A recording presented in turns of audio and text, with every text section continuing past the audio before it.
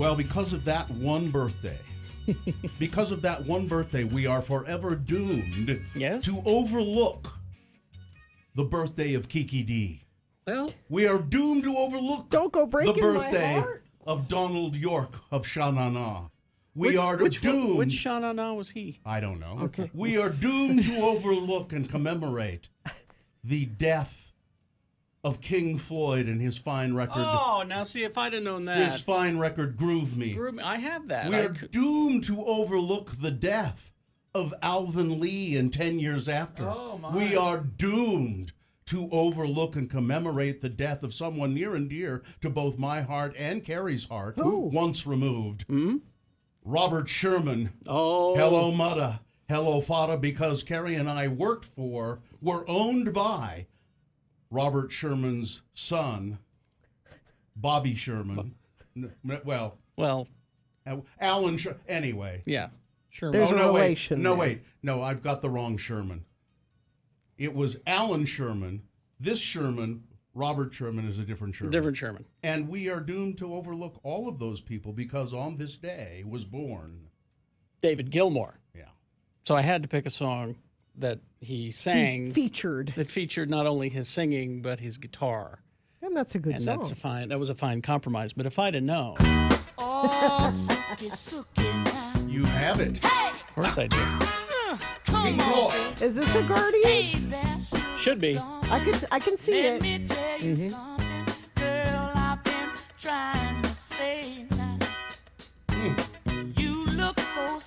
one of my wife's favorite songs. Yeah, she loves this song. That's nice. Just can't get you out of my mind. You become a sweet taste in my mouth now. And I want you to be my spouse so that we can live happily now in a great big old roomy house. You know you got to groove me, baby. Carrie's singing. Carrie never sings. I always sing, just not here. It's a great song. Come on and groove me, baby. I need you to groove me. Hey! Oh, yeah. I love those guys had such great names too. King Floyd. It's not just like Floyd Johnson. No, he was King Floyd. King Floyd. King Floyd. Oh, all right, man. All right. Anyway. That's a nice way to start. That is. Is that song Division? The Pink Floyd song. What was that song called? It's called Time. Time. Yes. All right. It's actually a couple of songs weaved together, but we call the whole thing Time. I like that song. Yes. It's not one you hear much. It's Dark Side of the Moon, an album that is damn near perfect. Yeah? Is it your very favorite? Because nothing is perfect. 99% perfect. Might be more. I don't have a favorite, really. I still remember the moment I heard the very first Pink Floyd song I ever heard, which was See Emily Play. Oh, that's back in Sid Barrett. Yeah, probably the very first song that was ever played in America by then. I would bet. If not that, Arnold Lane. Yeah. And probably not Arnold Lane, because it was controversial. And it was, I went, huh, what's that? All right, well, we ought to get the show on the road, as they say, because, someday it will be on the road. Someday this show will be kicking horse turds down the road. But right now, we'll just get it on the road. I'm going to have some Mill Creek coffee here, and I will be sipping that while you will be calling us. This will let us know that you are there. You're raring to go. You're chomping at the bit. Raring? Chomping at the bit, that is. You're saying to us, yep, we want you to do the Radio from Hell show. And we know that because you're going to check in. You're going to call 877-602-9696, and you're going to say, here's what you'll do. You will do in 3 words or less. You're going to say you're going to cast your own morning show. So you're going to have your own morning show. So tell us, what 3 people are you going to hire for your morning show? Oh, not us. We're not available? No, we're not available. Are you sure? Yeah, we'll be. So we got this non-compete. We can't do anything. Oh, that's right. You're going to have your own morning show. So who are you going to hire for your morning show? All right. 3 people for your morning show. Who are you going to hire? 877-602-9696. What 3 people would you like on your morning show? All right, there we go. Yeah, let's get to it. Let's begin with, it's 877-602-9696. Phone number, UtahAdvocates.com. Oh, those guys, yeah. Yes. If you're in an accident and you're hurt, you want to just focus on getting better. You don't want to argue with insurance companies over who's paying your bills, or you want to just focus on that. So you need an advocate. And they really are terrific.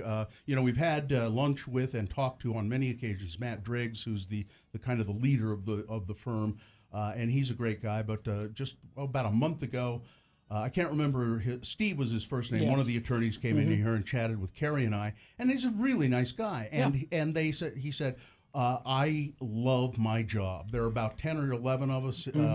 I can't remember the exact number. It's like a dozen. Attorneys in this small firm, and we really do take care of people. We're selective, and we take cases that we know we can win. He said, I love my job, but because of the 24-hour chat feature on the website, my wife does not like my job. Yeah, we rotate through those, and once a month or so I have to be on call all the time. But they do take your calls, and they will get you. If they take your case, you can pretty much sure by the way, it's free until they get you a settlement. So call the advocates if you've been hurt in an accident and you don't know what to do. 801-355-5550 or their website, UtahAdvocates.com. Don't miss the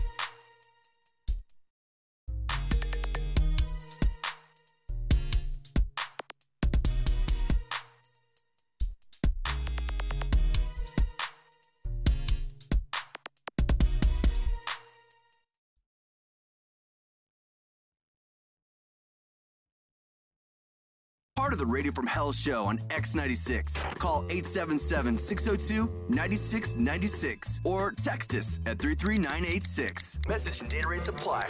All right, 6:21. Time to officially begin the program? Yeah. Is there a sponsor for that, Gina? Yep. Start small, save big. Open a 60-month certificate of deposit at Cyprus Credit Union. Receive 3.65% APY. With rates this great, there's never been a better time to start saving. Stop by or visit cypruscu.com. Well, the moon is, it says here, it's near new moon. It's still, Near new moon. It's still waning, a waning crescent, 0.1% of full, but it will be a new moon today at 9:03 a.m. So it'll be, it's essentially a new moon. The moon will rise today at 7:15 a.m., today being Wednesday, the 6th day of March in the year of our Lord 2019.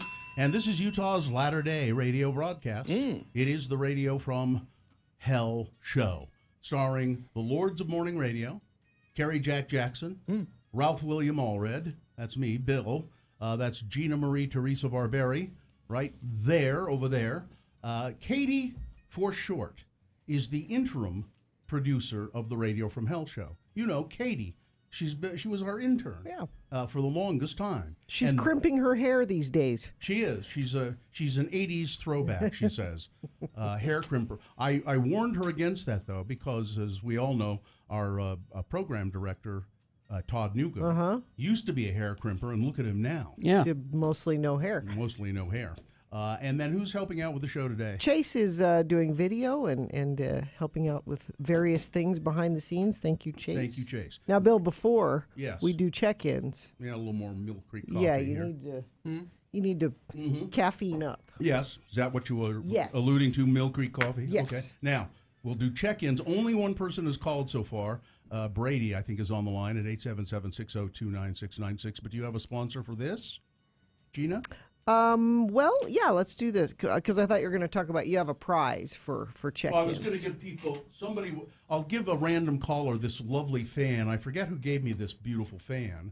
I've had this in my bag for a while, from back when the studio was overheated. It's a beautiful fan that someone gave me. Yeah, if you're giving it away now in the winter, you're going to wish you had that once summer rolls around again. It's lovely. Brought to you by KUTV 2 News, alerting, protecting, get the vital news you need to know tonight. 2 News at 10. You can see how lovely it is if you go to x96.com/live.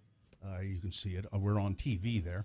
877-602-9696. If you had your own morning show, what 3 people would you put on your own morning show? For instance, somebody in the chat room says Alex Jones, Betty White, and Joe Jonas.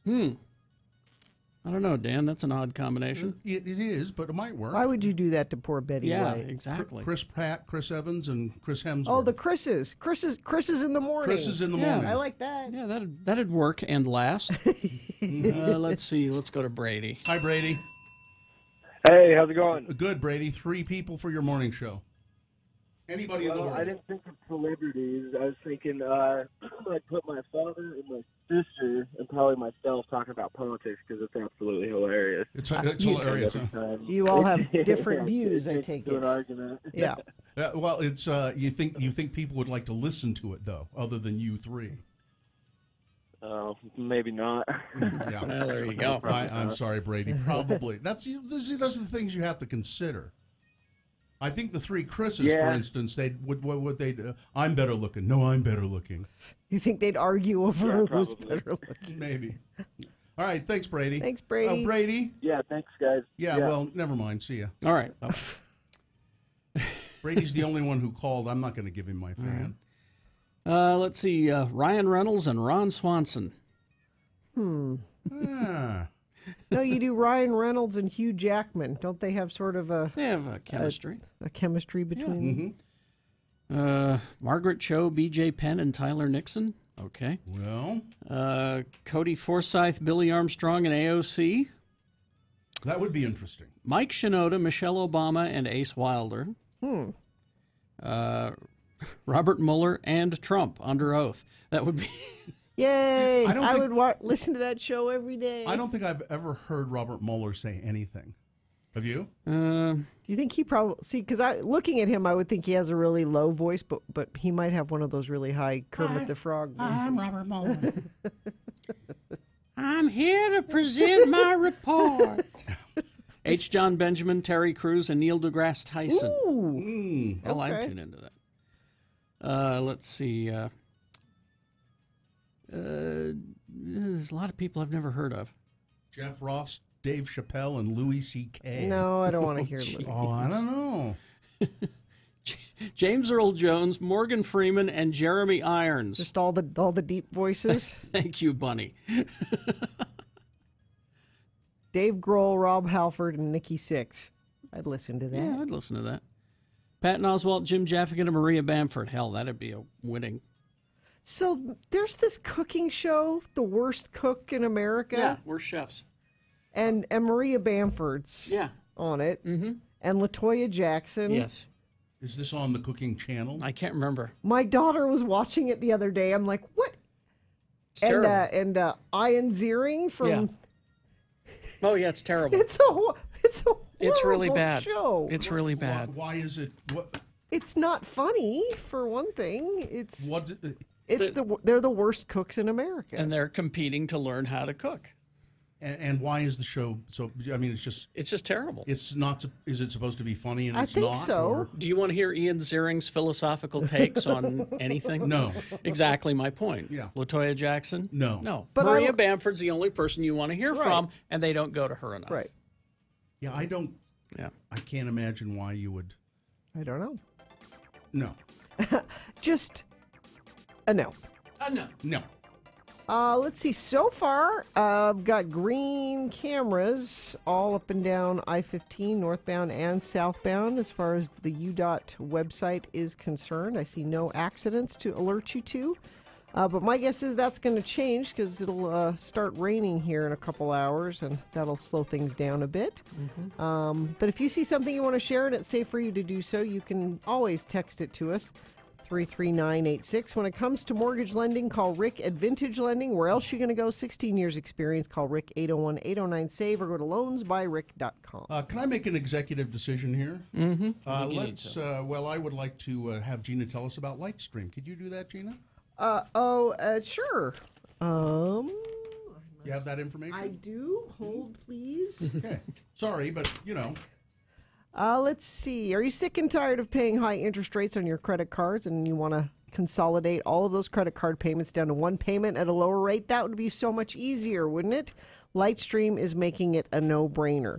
Here's what you can do. You can get a rate as low as 6.14% APR with auto pay, and that rate is fixed. It will never go up.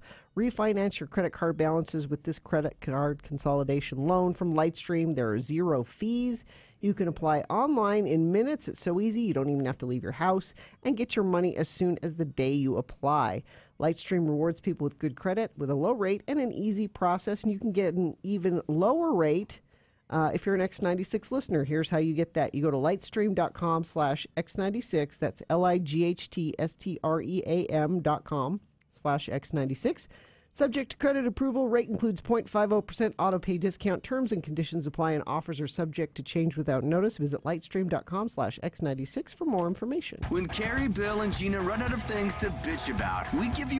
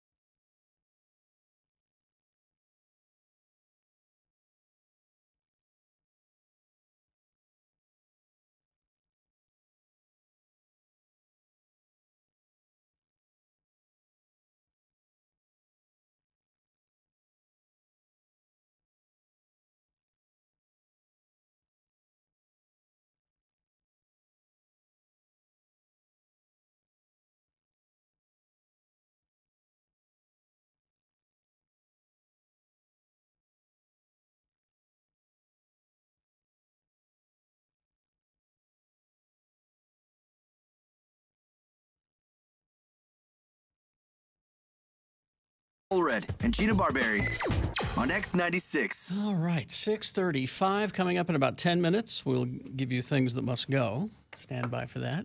First, Big Boy News and Opinioendo, brought to you by... Woohoo! Lucky's Auto Credit. 77 cents in a job gets you a car. That is awesome. They'll front the tax, title, and license. That's 77 cents total to drive away today. Apply online at luckysautocredit.com. Woo!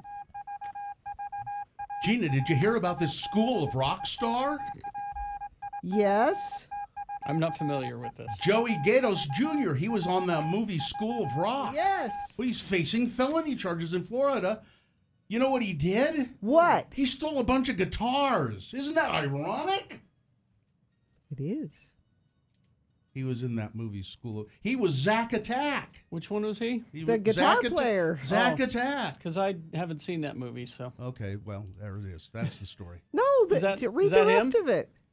Yeah. Oh, Yeah. x96.com/live. Authorities said that the... How he steals them the is former- kind of interesting. The former child star has been walking into stores and asking to test guitars, and then he would walk out of the store with the guitar. 5 times in like 2 weeks. And then he sells them online. Bill clearly doesn't want to do this story. He walks in and tries them out and then just leaves. Does he don't you know who I Yeah. am, I guess? And then, Wow. And And then he goes and he sells them. but you would think this kid that was in that movie would not have to steal guitars and sell them. Because he was in a movie. Well, he's And not s- cute anymore. And you would, because he was in the movie, he wouldn't be a thief. I'm sure you have an important water rights story you want to dive deep into. You're just skipping over the details of the School of Rock guitar thief story. See, Kerry, he was in the movie School of Rock and he played the guitar, and now he's stealing guitars. It's ironic, isn't it? It's important to the public that we did that story. I know. It is. I know. Because many people saw that movie. I know it's very popular. And it was also a play, I understand. Yes. Yeah. Yes. And you know who was in it? Jack Black. Yes. And many people like him. Many people like that movie. I know. It's like I would never tell you to not do a story about The Sandlot. I've heard of that movie. Because it that's- was filmed here in the Again, Adams. Now, It's if very- someone in the Sandlot was stealing Yes. baseball bats, I would And say then to do selling that. them online. that would be a story. Sure would. And you know who would be right on it first? Gina. She, I was on the cover of City Weekly once, posed in a picture like the people from the Sandlot, and I said, I don't get this. Why am I doing this? Because you don't get it. No, But everyone else got it. everybody else did. That's but my I said, point. That's my point. I said, okay, well, I'll just stand here. That's fine. So in other news, I have this important water rights story, and then I'm going to get into some algae blooms. Algae blooms on Algae Blooms actually is a famous old music hall singer. Anyway, detectives are investigating an unusual incident involving a police officer. Well, it's very strange, said Lieutenant Manfred Lassig with the United Police Department. Now, I don't know if we want to go into this. It might bore people. It's kind of a... But No, this isn't water rights. Okay, this is a strange story. Officials told 2 News a United police officer ran over and killed a 25-year-old woman in a strip mall parking lot in Mill Creek. Approximately 11 p.m., somebody called police to report suspicious activity. I think what they reported was someone's laying in the parking lot. And that's pretty suspicious at 11 o'clock at night. Apparently they didn't say that. Well, they went over to look, officers went over to look for an individual and ended up running over somebody who was lying down in the parking lot. Well, I guess they must not have said someone's wouldn't have lying in the said that. parking lot, or the cop would have been looking Yeah. for that. No, the cop was looking up at Yeah. the stores to see if people were doing things. If someone was trying to stay out of the elements, they're usually closer to a building, said Lieutenant Lassig. So, I guess they thought maybe they were, Police said the officer hit the person and then tried to revive the person but couldn't do it. The officer was checking the perimeter, looking for the person who was lying down. Oh, I guess they did say someone was lying down. Oh, they did, huh? Yeah. They just But didn't, like Carrie was they saying, didn't indicate you that they would were say, lying in the parking lot. You'd lie down against the building. They said someone is lying down in the area of those shops. Yeah. They didn't indicate they were lying in the parking lot, so the officer was looking for them lying up. Police have not identified the deceased individual. Salt Lake Police is investigating because Unified Police is involved in the incident. So the Salt Lake cops have taken over the investigation. So there'll be the cop who ran over the individual has been placed on administrative leave. The conversion therapy bill in the Utah State Legislature. Yeah, what happened there? Well, that looked like that was just going well, didn't it? Yeah, I was too How good. could you be against it? I was even Well, here we saying go. yesterday, seems too good to be true. Sponsor of the proposed ban on conversion therapy in the Utah State Legislature watched colleagues dismantle his bill yesterday and replace it with an alternative that he says will do nothing to stop the widely discredited practice of trying to change the sexual orientation or gender identity of LGBTQ youth. This bill, substitute for, just to make it clear, won't prevent conversion therapy, Representative Craig Hall told the House Judiciary Committee. But the committee opted to go with the substitute, which the majority of members said would strike a balance between allowing therapists to speak freely and protecting LGBTQ youth from abusive practices. In many ways, we're trying to thread a needle here, said Brady Brammer of Pleasant Grove. Troy Williams, Executive Director of Equality Utah, left the morning hearing fuming about the committee's decision. The majority of the committee, he said, sided with quack therapists and snake oil salesmen by approving a version of a bill that would sidestep, which could be easily sidestepped by practitioners of conversion therapy. All of the nation's leading mental health and medical associations, including the American Psychological Association, American Academy of Pediatrics, those quacks, have rejected conversion therapy as dangerous and ineffective, and 15 states have banned certain counselors from trying to change the sexual orientation or gender of minors. Now, here's what they did. So, the legislation was originally negotiated with the Church of Jesus Christ of Latter-day Saints, which took a neutral position. And in the bill, they said you can't use electroshock therapy, and you can't do things like induce vomiting. Which is, reading that, I'm going, they do that kind of thing? Yes, they did. Yeah. And try to reverse a child's sexual orientation or gender identity. Now, the substitute bill still says that. You can't use things like electroshock therapy, inducement of vomiting, and harsh things like that. But they took out things that they took out the idea that you may not maybe be able to persuade someone that their sexual identity, gender identity, or sexual orientation is perhaps not what they want. You can talk to them about that. Can't you do this, though? Because this is about minors. This is about parents taking their kids and trying to get them changed. Can't it be, if you're an adult and want to do that to yourself, that's your choice? Sure. You do that Sure. later if you want for what your own personal reasons. But not, can't they just make it that? The problem is we run into therapists that can get crafty. They can get creative. And they won't say, I can tell you that this treatment will result in complete and permanent reversal. But the creative therapist will say something like, well, if you do X, Y, and Z, this might help your sexual orientation. The prevailing or pervasive idea is your sexual orientation is what you are at birth. I mean, if you are born this way. Yeah. Because they had people testifying saying, well, it worked for me. Yeah. I'm happily married now. Well, if that's something you chose to do on your own as an adult, that's your choice. Yeah, but forcing children to go through this. That's what people like Troy Williams are upset about. Because what does it lead to? They feel bad about themselves. Guilt. They hate themselves, and it leads to suicide. Yes. It just does. These old farts up on the hill need to go away. Right. Here's an interesting thing. U.S. Air Force pilot and Utah Valley alumnus who was killed last year in a crash while practicing for the Thunderbirds Precision Flight Team has received a unique honor. The new Captain Marvel movie is dedicated to him. At the end credits of Captain Marvel, which opens nationwide on Friday, there's a line that reads, in memory of Major Stephen Cajun Del Bango, Thunderbird 4. Delbango died April 3rd, 2018, when his F-16 Fighting Falcon crashed in the Nevada Test and Firing Range north of Nellis Air Force Base. Delbango graduated in 2005 from Utah Valley State College, now Utah Valley University in Orem, before joining the Air Force. He was a civilian flight instructor and Banner tow pilot. Brie Larson, the star of Captain Marvel, visited Nellis to research her role, Captain Marvel's alter ego Carol Danvers, an Air Force pilot, and met Delbango and other Thunderbirds pilots. "You were a brilliant pilot and an even better person," Larson wrote in an Instagram post that went up a few days after Delbango's death. "Thank you for inspiring me to work harder and live fuller."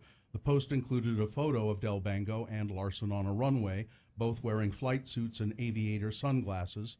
"When you talked about the Air Force, the adventure, the rituals, the community, I felt your passion and purpose," Brie Larson wrote. "Your humble attitude and ideas have stayed with me and inspired a stronger approach to my work. There is no Carol Danvers without you. You helped create her, and I am forever grateful." Larson referred to Delbango by his call sign, Cajun, and added that, "I hold this call sign you gave me with your fellow pilots and Thunderbird brothers with pride." And she ended that post with what appeared to be her call sign, Sparrow Forever, and a broken heart emoji. And that's pretty cool nice. that movie is dedicated to him. Sports weather traffic?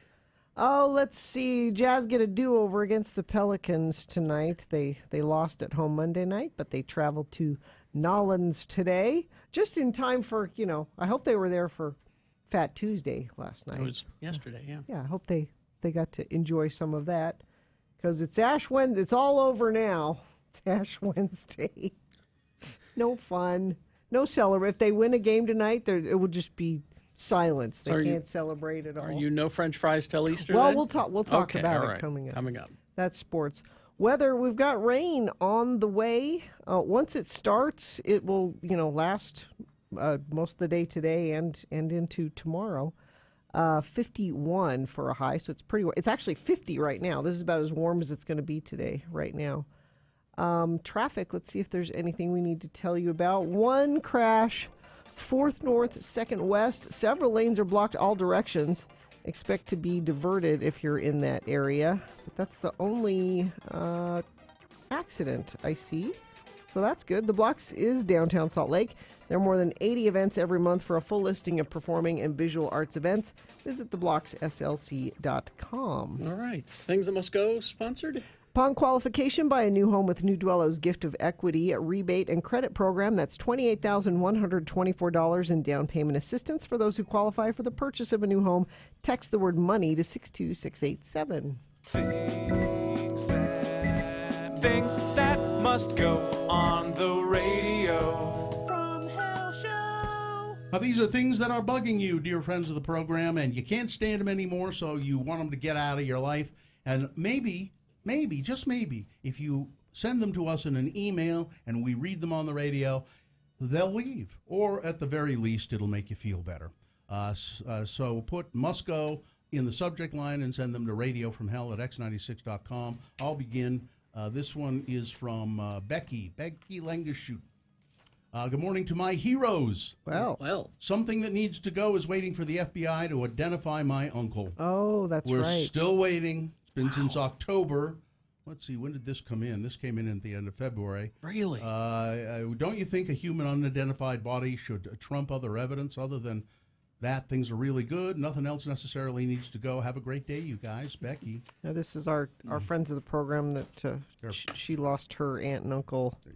They were murdered down there in Nevada. River? Yeah, by the Virgin River Gorge. This one, feel free to use my name.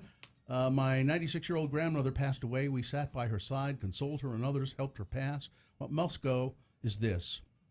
Before the woman I adored as a kid was even in the ground, people, my family, came out of the woodwork fighting over who gets what. That always happens. She's in the ground now over 48 hours later, and the fight continues to the extent of a silent auction set up by a sole executor for family members encouraged by the sole executor to bid on her items, the item going to the highest bidder. Yep, true. When offered participation, I replied, hug you, and made my position known. Guess I'm out. My grandmother provided one of the only escapes I knew in a chaotic upbringing and was way more valuable to me than a GD trinket. Thus my reply, hug, hugging you. I want one more conversation with her. That's what I want. Oh. What's the bid on that, ass hats?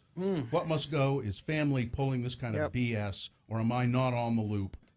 If It not, happens every time. please let me know. Cheers, leave the bottle, and bring a second one. Thanks for letting me listen. Have a great day. Lord's Geek Show says, WTF Travis. Hello, Lords and Lady. Have not sent in for Must Go before, decided to do so as I have a few things that I want to see go. News sources using pull out in the headlines. Why Trump's pull out from Syria puts America at risk. I don't want to think Trump pulling out of things. I don't want to think of that. Number 2, the cost of rent. I'm 29 years old and got a job last year that has a salary of $37K, but what is not enough, that's not enough to get my own place. That should be enough. Jeez. The rent is too damn high. The scare tactics surrounding socialist policies and anyone that uses Venezuela to say why socialism is bad. Yeah. Socialism won't take away your motorcycle or your car. You can still have things you want. Those of us who understand that socialist policies are actually good want them so people can stop dying from lack of health care and income. The rich are not going to help our economy and country, so they need to be taxed. Thanks for the show and helping to provide me with morning entertainment at work, Matt. And finally, this one, medical insurance debacles have to go. I have a plan through Marketplace because coverage is cheaper than what my employer can offer. It's still expensive. My 5-year-old daughter was recently hospitalized but was sent to a second hospital because the first one couldn't perform the necessary procedure. Second hospital decided not to do it anyway. I got a $4,000 bill for a few x-rays. Number 2, flat tires. Is there ever really a good time for that? And bloody noses. Is there ever really a good time for that? No, never. Thanks for letting me listen. No, don't get up. And make mine a double Devon. Okay, Gina? Let's see. This is from Lola. Things that must go. The shamefully disrespectful muss at the Utah versus UCLA gymnastics meet must go. They had very rude signs, and when UCLA was competing, they put up newspapers and were pretending to read newspapers, and they would boo. This is not what you do at a gymnastics meet. College gymnasts work their asses off, and I'd love to see any one of the musts get up there and do what they do. So just gymnastics, it's not a sport you boo at when the other There's no team trash is. talking? No. Okay. In gym. So that's Lola. Let's see. Good morning, Lords and Lady. I know my name is in my email, but please don't use it. We recently got a ferret. Oh, She's about 5 months old, and we're training her not to bite and how to walk with a leash and a harness. Since getting her, she doesn't bite as often or as hard as she did at first. I love her to pieces, but her vendetta against my toes must go. Their jaws can easily crush small human bones like fingers and toes. Yes. I've had a Band-Aid on my little toe for days. Thanks. It's your own damn fault. Thanks for letting me rant. I've been a listener for 20 plus years. All of you are always a pleasure to meet. Geek Show says, hey, Bill, I'd love a hearty handshake and a shot. Keep the bottle. Gina, the truth is out there. Okay. And finally, this from our friend Raul from South Texas. Greetings from South Texas. We still don't have a crisis at the border. We're not being overrun by marauding hordes, no matter what you hear from other less reliable sources. We do, however, have some things that must go. People at various retail establishments that come right up to me when I'm doing my shopping and ask if I work there.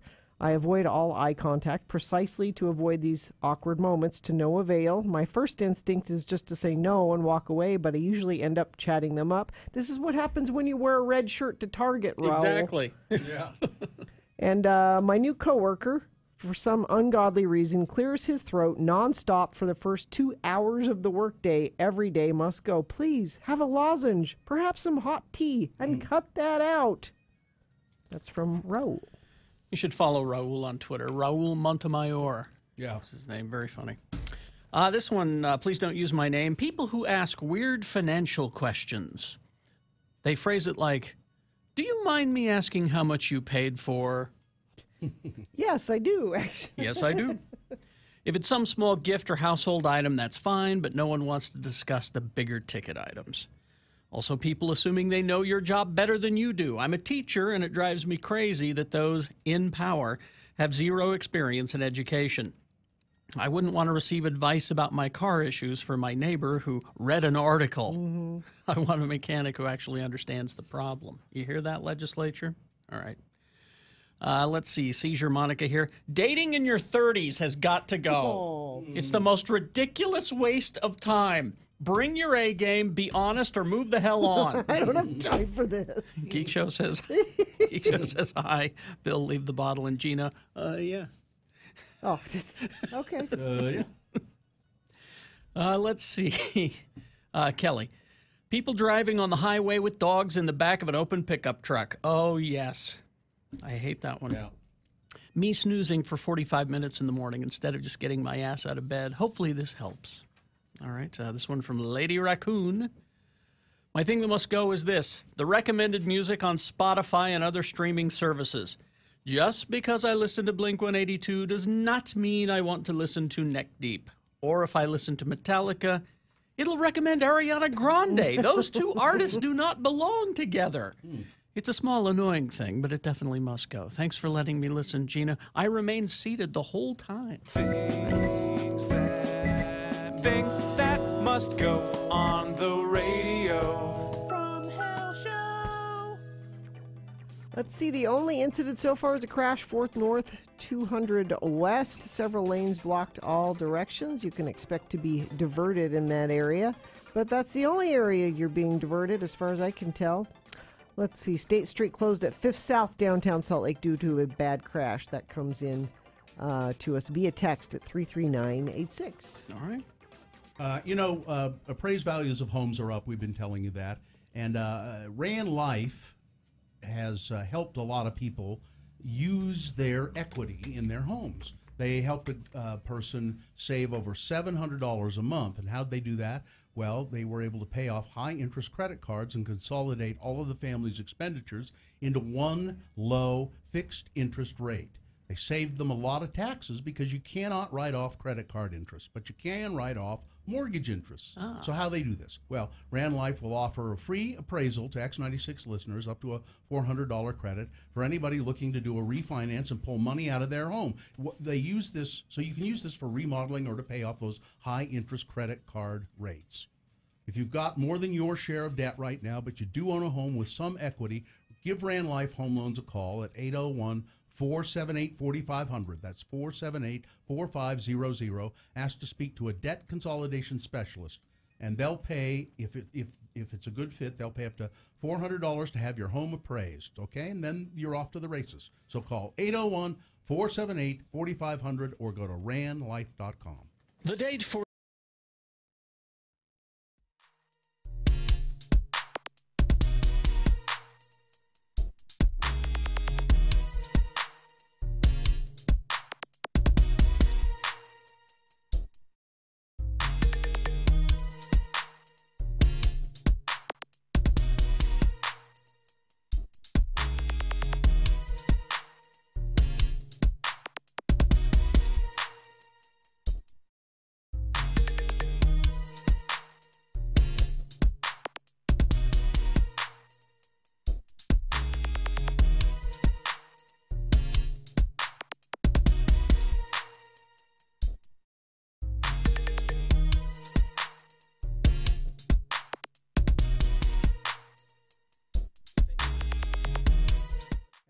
Washington Post reported, there's a new hashtag making the rounds through the science Twitterverse.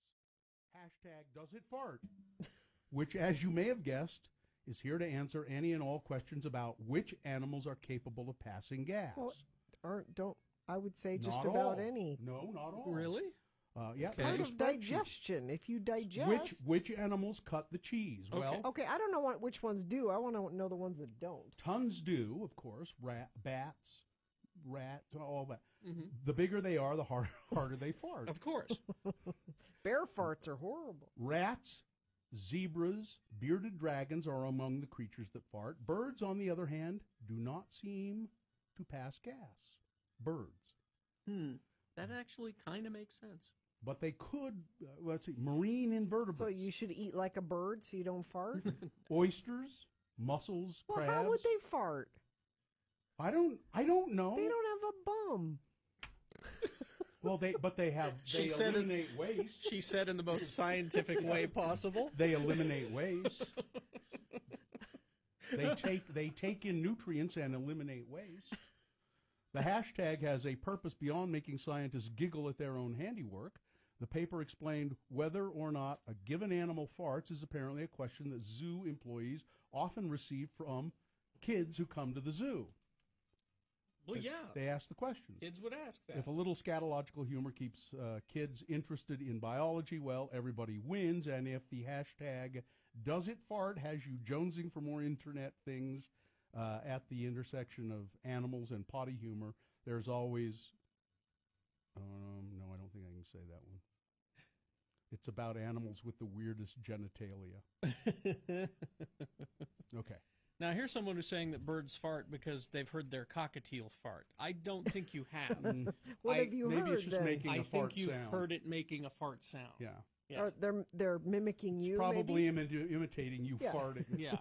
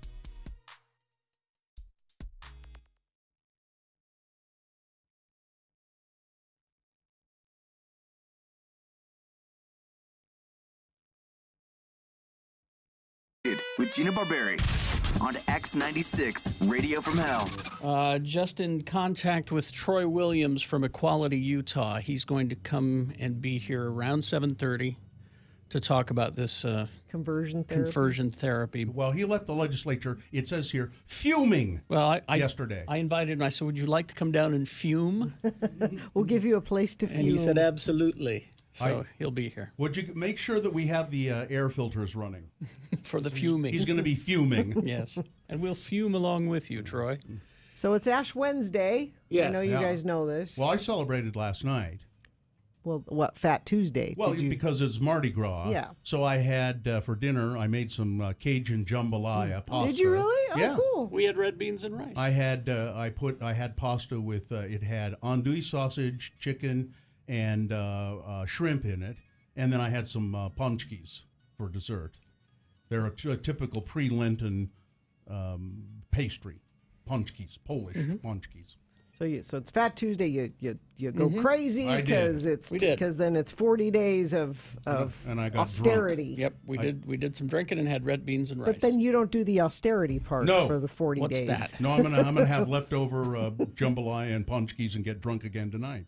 So it's Ash Wednesday, and Mohammed's very excited, by the way, because he gets to altar serve at Ash Wednesday Mass, which is, it's one of the big ones. There's, you got your Easter and your Christmas, but Ash Wednesday is a big one. What time is Mass? Well, today? it's at 9, and he wanted me to. This morning? Yeah, he wanted me to go, and I said, it's. Well, you could have taken Well, one. no, it's. No. I mean, we're short staffed, and so I felt bad that I wasn't going, and he's been in the boot with his broken ankle. Mm-hmm.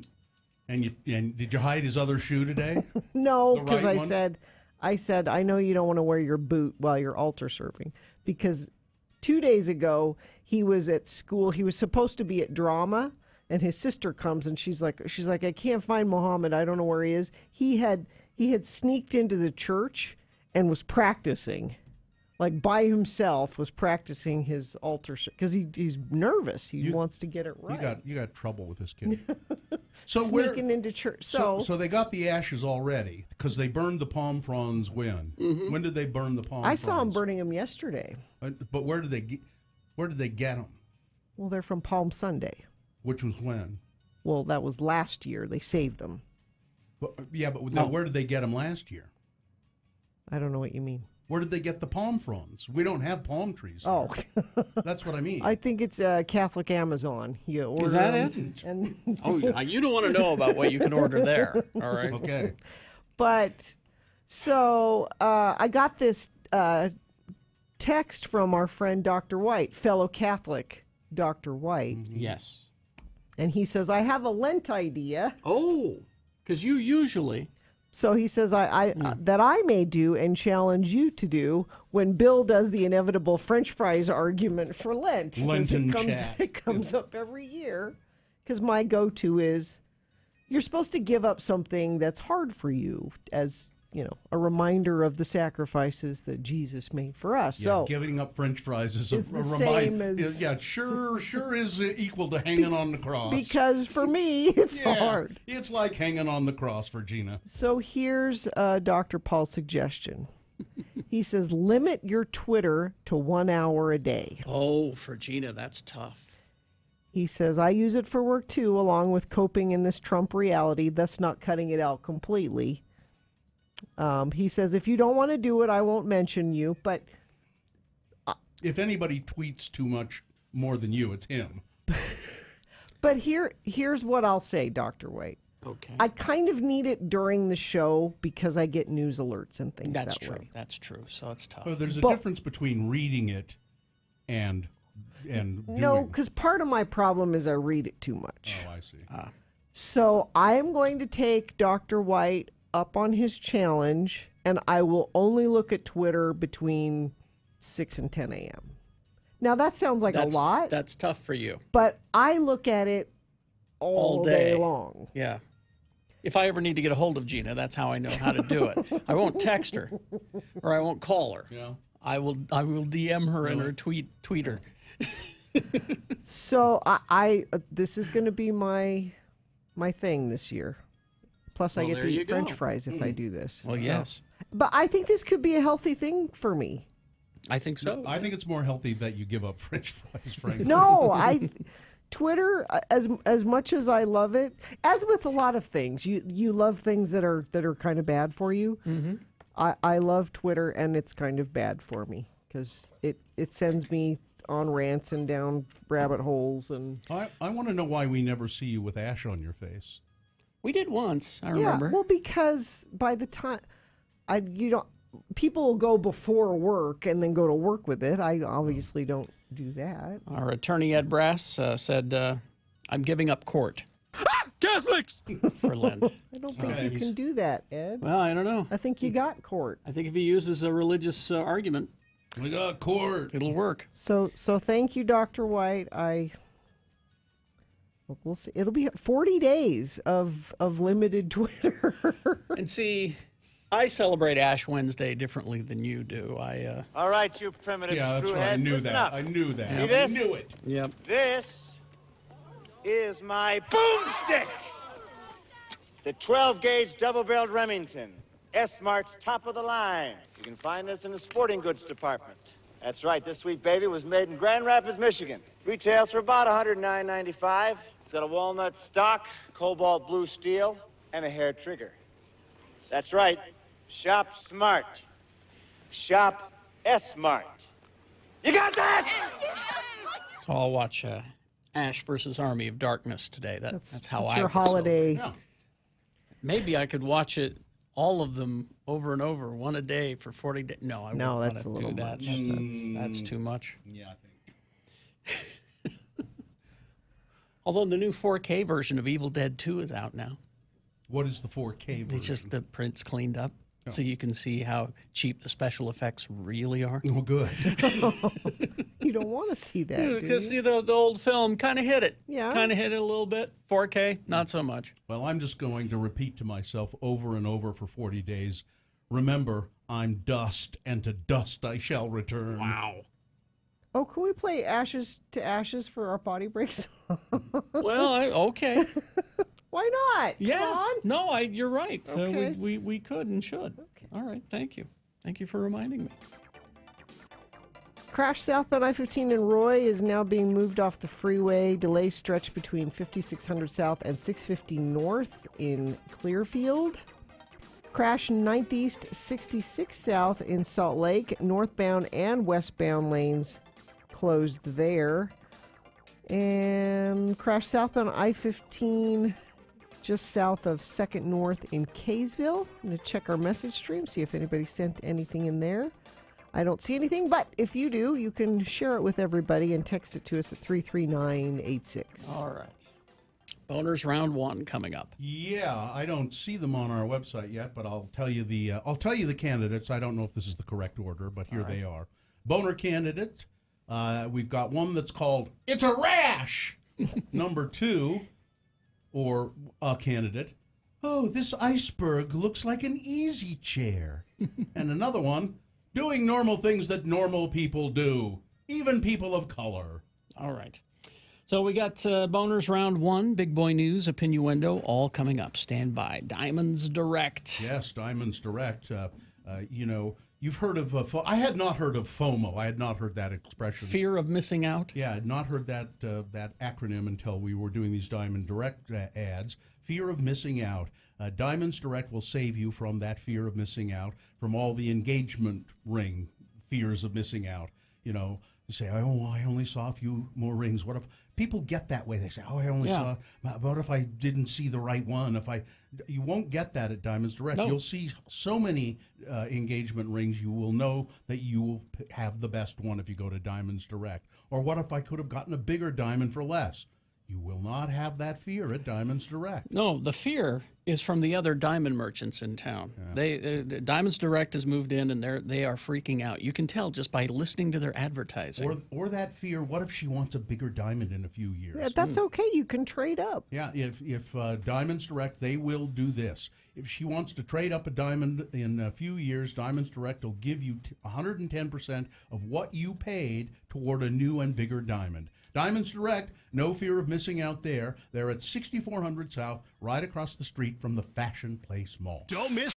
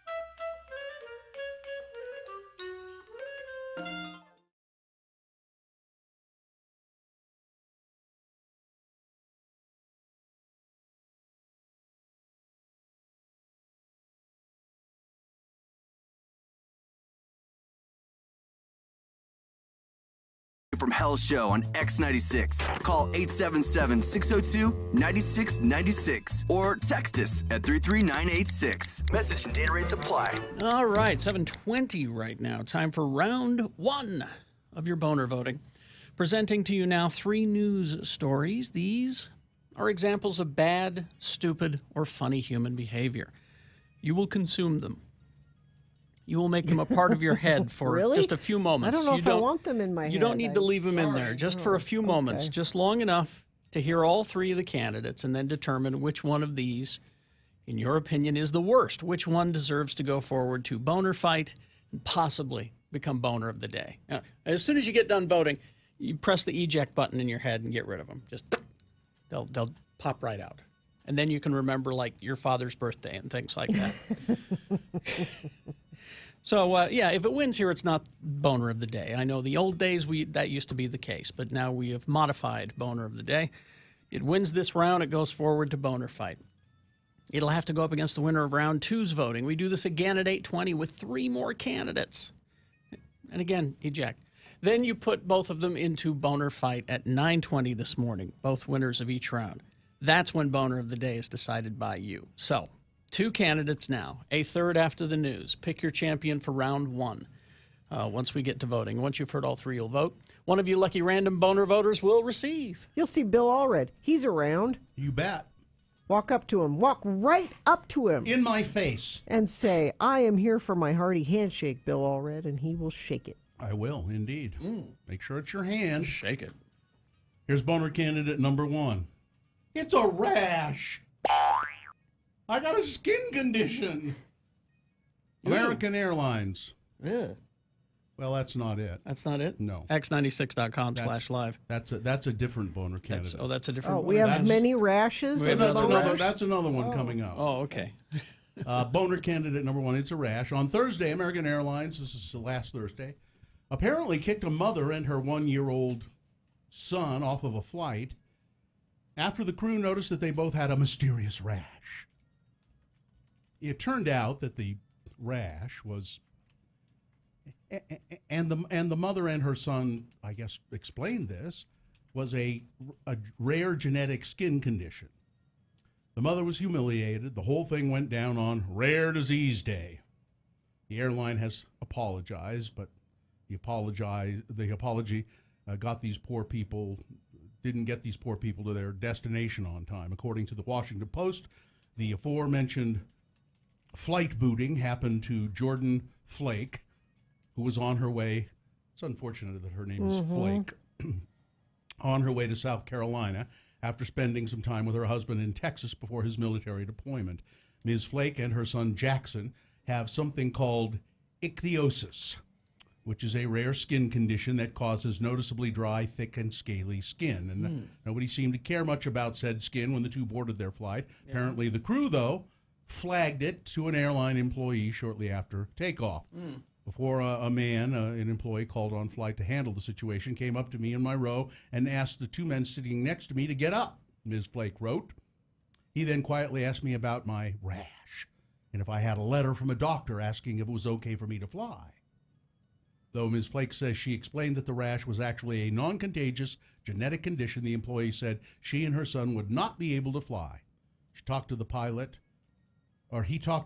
as we were getting off, Flake wrote. The pilot seemed okay with it, but the flight attendant rudely said, even without acknowledging me, well, she doesn't have a letter from her doctor, so the employee did help Flake book a hotel and a new flight with a different airline. One seemingly... We don't want you on any of our planes. One seemingly less likely to have a meltdown over dry skin, not that it much lessened her humiliation or burden of traveling with a baby after saying goodbye to her husband. Aww. Plus, they sent her checked luggage to South Carolina without her. Poor woman. Yeah. I mean, I don't know. There's no picture of them? I didn't see a picture, no. What's the name of the disease again? Ichthyosis. ICHTHEOSIS. But not boner that it makes it candidate okay. number 1. It's a rash. Here's boner candidate number 2. This is sad, but she's really dumb. This woman looks... That iceberg looks like an easy chair. I think I'll sit on it. An American tourist swept out to sea while posing for a photo on vacation as she sat on a chair-shaped chunk of iceberg on a beach, and a wave carried her away. That's terrible. X96.com/live. You can see the picture just before she was swept out to sea. Is she okay? She's gone. When I got on it, it started to totter and a wave was coming in. A very large wave came in and made the throne kind of rock, and I could tell I was just slipping off. The lady, her name was, what is her name? Judith Steng. Judith Strang. Judith, honey. She was dragged out into the water, sitting on her frosty perch. She was eventually rescued by a nearby boat captain. Her granddaughter, Catherine, received a hilarious series of photos chronicling the ordeal from her dad. The first shows her grinning granny posing regally on the iceberg. Like this? Yes. The iceberg queen, followed by suddenly her being swept out into the ocean. No. Oh. That would be scary. Yeah. She was way out into the sea before a Coast Guard rescuer had to save her and bring her back to shore. Boner candidate number 2. Oh, that iceberg looks like an easy chair. Coming up in a moment, boner candidate number 3. Doing normal things that normal people do, even people of color. All right, boner candidate number 3 for round 1 after this big boy news and opinioendo brought to you by. When it comes to mortgage lending, call Rick at Vintage Lending. Where else are you going to go? 16 years experience. Call Rick 801-809-SAVE or go to loansbyrick.com. Well, South Park co-creator Trey Parker and his wife are calling it quits. His marriage to Bougie, I think. Is it? Yeah. It's spelled boogie. Boogie. I've never heard it said. 49-year-old Parker filed for divorce on Tuesday, citing irreconcilable differences as the reason for his split from Bougie, his wife of 5 years. His recent legal documents reveal February 28th as the date of separation. He's also asking to not pay spousal support due to an alleged prenup agreement and joint custody of their 6-year-old daughter, Betty, who lends several voices to South Park. Don't kick the baby. Bougie, who had previously used the surname Tillman, had been an exotic dancer, reported Variety in 2015. The couple got married in 2014, were active participants on each other's social media accounts. They were recently snapped during sharing a New Year's Eve smooch. His first wife was a Japanese socialite, Emma Sugiyama.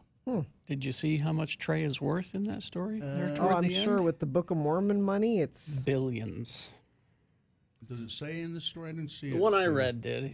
He's a rich and she's dude. not getting any of $500 it? million. $500 million. He is worth $500 million according to Celebrity Net Worth. He became filthy rich, it says here, with the creation of South Park with Matt Stone. The series has aired, well, I thought it would be more than this, 297 episodes. But that's like 20-something seasons, though. 5 Emmys and 1 Peabody Award.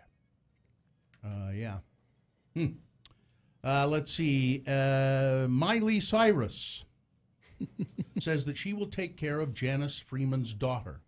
Janice Freeman, the Voice alum who died this week. She said, I will take care of her daughter. What do you mean take care? She left behind, her 12-year-old daughter, Hannah. I made a promise to you here on earth, and I will keep that promise, to take care of your precious daughter, to shine light on your husband and mother when days are dark. I love you, she said.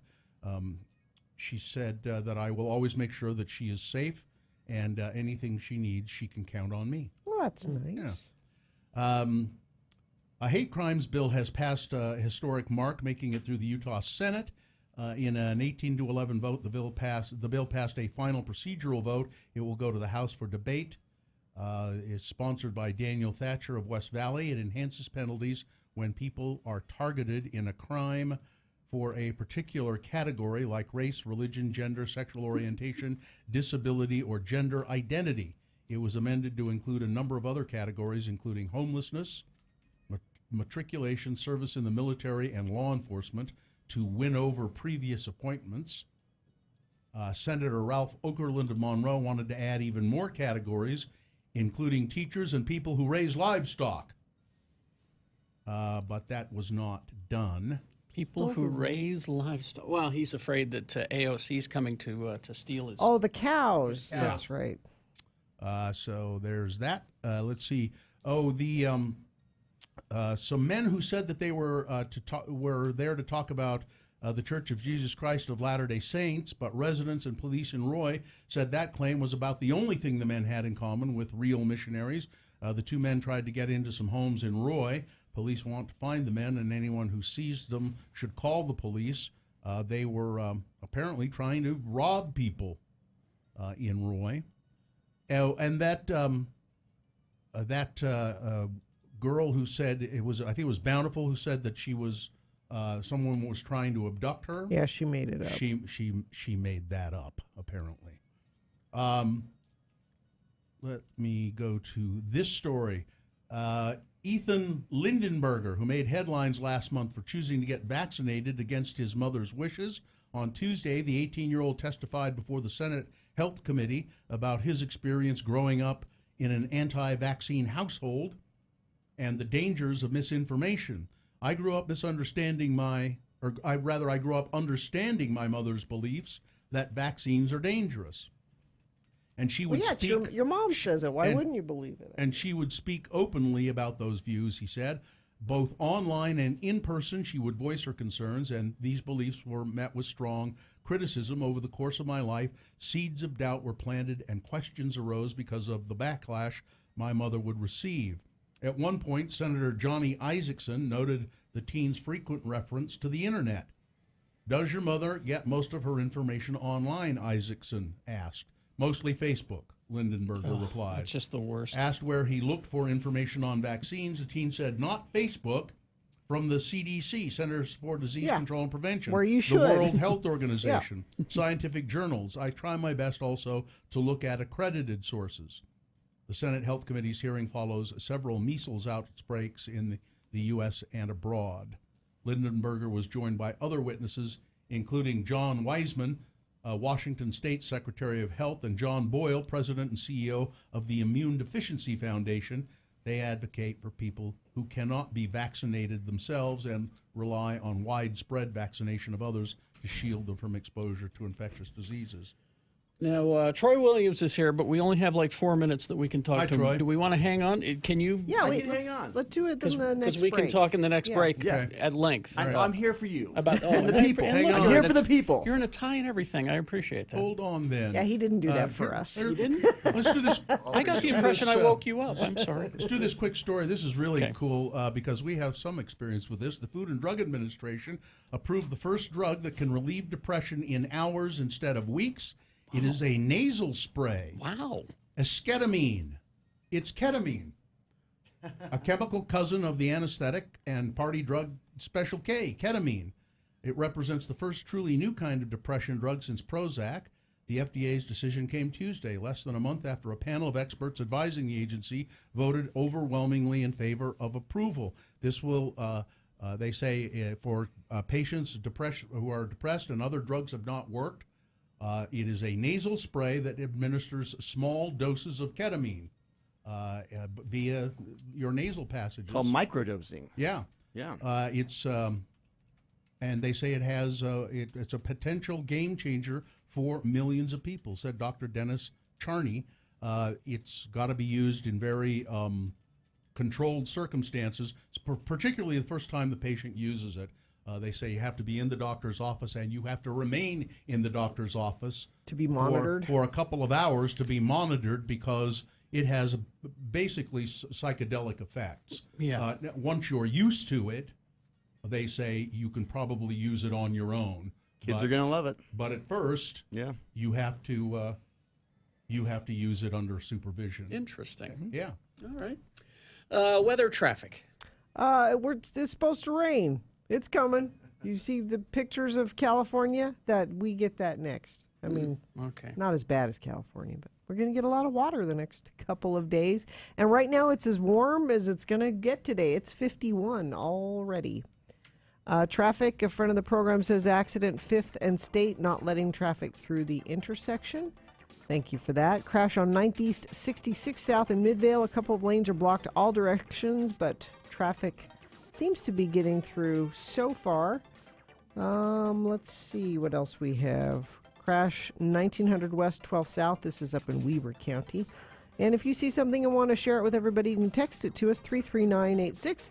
Celebrate spring with a big Hail Yes. Scott Hale Plumbing, Heating, and Air cleans mainline pipes for $49, including camera inspection, or take $100 off a $300 repair. Call 264-HAIL. All right. Here's boner candidate number 3. Doing normal things that normal people do, even people of color. There are 2 stories here. Boulder Police Department has launched an internal affairs investigation after an officer detained a black man cleaning up trash. How dare he? Outside of his own home. Outside of his own house. Boulder officer saw a man sitting in a partially enclosed patio area behind a private property sign. He asked the man if he was allowed to be there, and the man said, "I work and live in this building." He gave the officer his school identification card. The officer detained the man to investigate further and made a request over the radio for additional assistance, indicating the man was uncooperative and unwilling to put down a blunt object. What? Several other officers and a supervisor responded to the call. They found the man was holding a device that was used to pick up trash. They determined the man had a right to be on the property. Yes. And this story... A Michigan man claims 3 white women falsely accused him of various crimes for months to keep him away from a public park in what he says is a case of gardening while black. Mark Peoples says in a lawsuit filed last week that the trio repeatedly made bogus calls to the Detroit Police Department about him through 2017 and 18 over a community garden that he built in the park.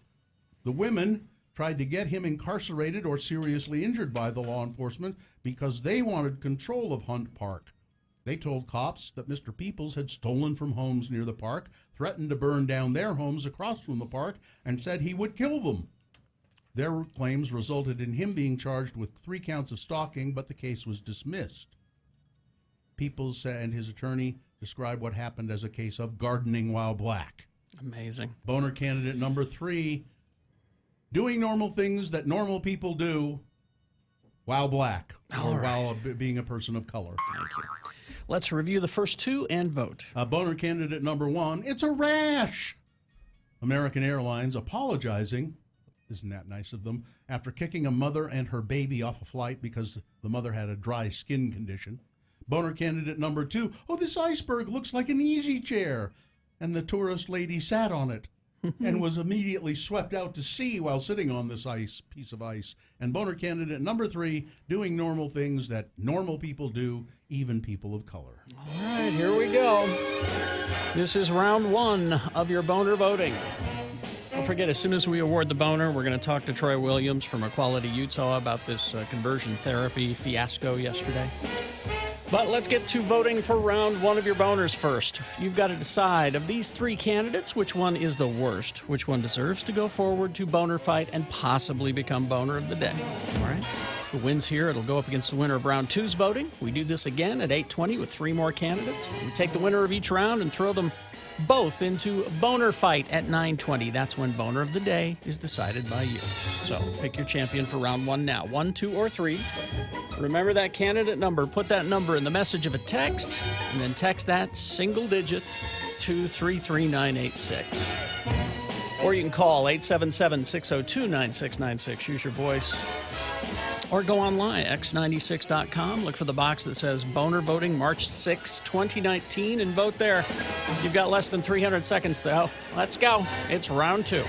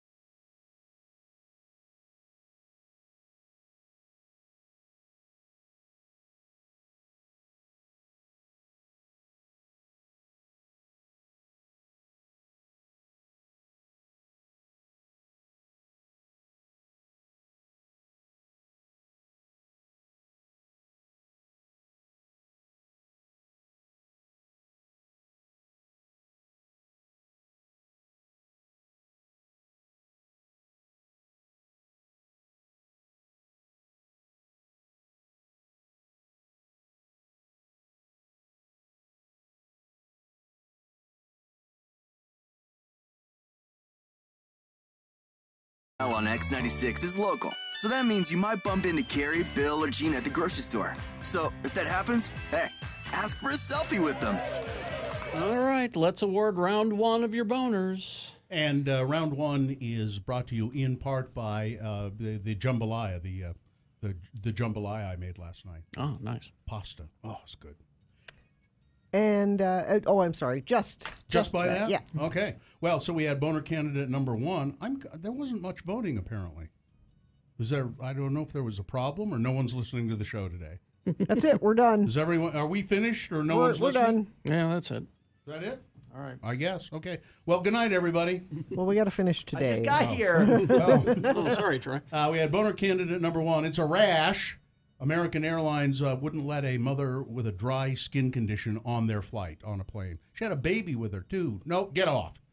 Boner candidate number two, it's the iceberg. It looks like it's a nice chair. I'll sit on this iceberg. It looks like a chair. And the poor woman, was washed out to sea. And then boner candidate number three, doing normal things that normal people do, even people of color. A couple of stories of people who were arrested essentially just because they were black. I mean, they were, One guy was picking up garbage. He was picking up garbage around his own home. Yeah. Around his own property. Yeah. Let's see. And the winner, that was boner candidate number three. Good. Excellent choice. That's your winner of round one. It is now qualified to be boner of the day. It'll have to defeat the winner of round two's voting. That happens at 8:20. We take the winner of each round and put them both into boner fight at 9:20. That's when you'll decide boner of the day. All right. Troy Williams is here from Equality, Utah. Hey. Hi, Troy. And we read in the news story earlier that you left the floor fuming. That was a bit dramatic. Was it? I feel like I'm a little bit more composed than that. That's always been my experience with yes, you. So the conversion therapy bill that Daniel Thatcher... no. It's not Thatcher. That's the hate crimes bill. This is Representative Hall and Senator Dan McCabe. Oh, that's right. They have been trying to get this done for a while, and with your help and others. Right, yeah. So we've introduced our prohibition on the practice of conversion therapy for minors, and for us, this is a public health issue. Conversion therapy contributes to greater depression in kids and suicide rates as well. So the governor of Utah last year invited me to be on the governor's youth suicide task force. He said, bring us ideas, bring us things. We know that there's multiple reasons for why our suicide rates are so high, so there's got to be multiple solutions. So we brought this legislation to help curb this dangerous, discredited practice. And, if you want to as an adult, sure, go do that. Yes. That's your choice. Right. Try and change your... feelings of sexual identity. That's your choice. But forcing this on children I think it's criminal. Well, it should be, and it has been discredited by every medical and mental health organization in the country. 13 states have made it illegal. 15 states have made it illegal? Yeah. So we wanted Utah to follow suit. And we really loved the fact that we had Representative Hall and Senator McCabe, two very conservative lawmakers, Republicans, who were champions for this bill. But yesterday in the committee hearing, it got hijacked. If you're ever wondering, does conversion therapy still happen? We saw it yesterday because a parade of conversion therapists who were at their heyday in the 80s and 90s. They're still around? They came out, and Representative Lisenby, Representative Brammer, at their behest, hijacked the bill, rewrote it to actually protect conversion therapists. They turned their back on kids. And Governor Herbert, who so courageously last week called the conversion therapy barbaric, flipped and supported Lisenby and Brammer's substitute. How did he justify that? And how did he didn't? We didn't know about it until the actual committee hearing. Well, what was their substitute bill? How did they justify their substitute bill? So again, this is what the conversion therapists wanted. They wanted to be able. They said, okay, you shouldn't be able to castrate someone or give them a lobotomy. We'll give you that. Come on now. Okay, you can't physically torture somebody.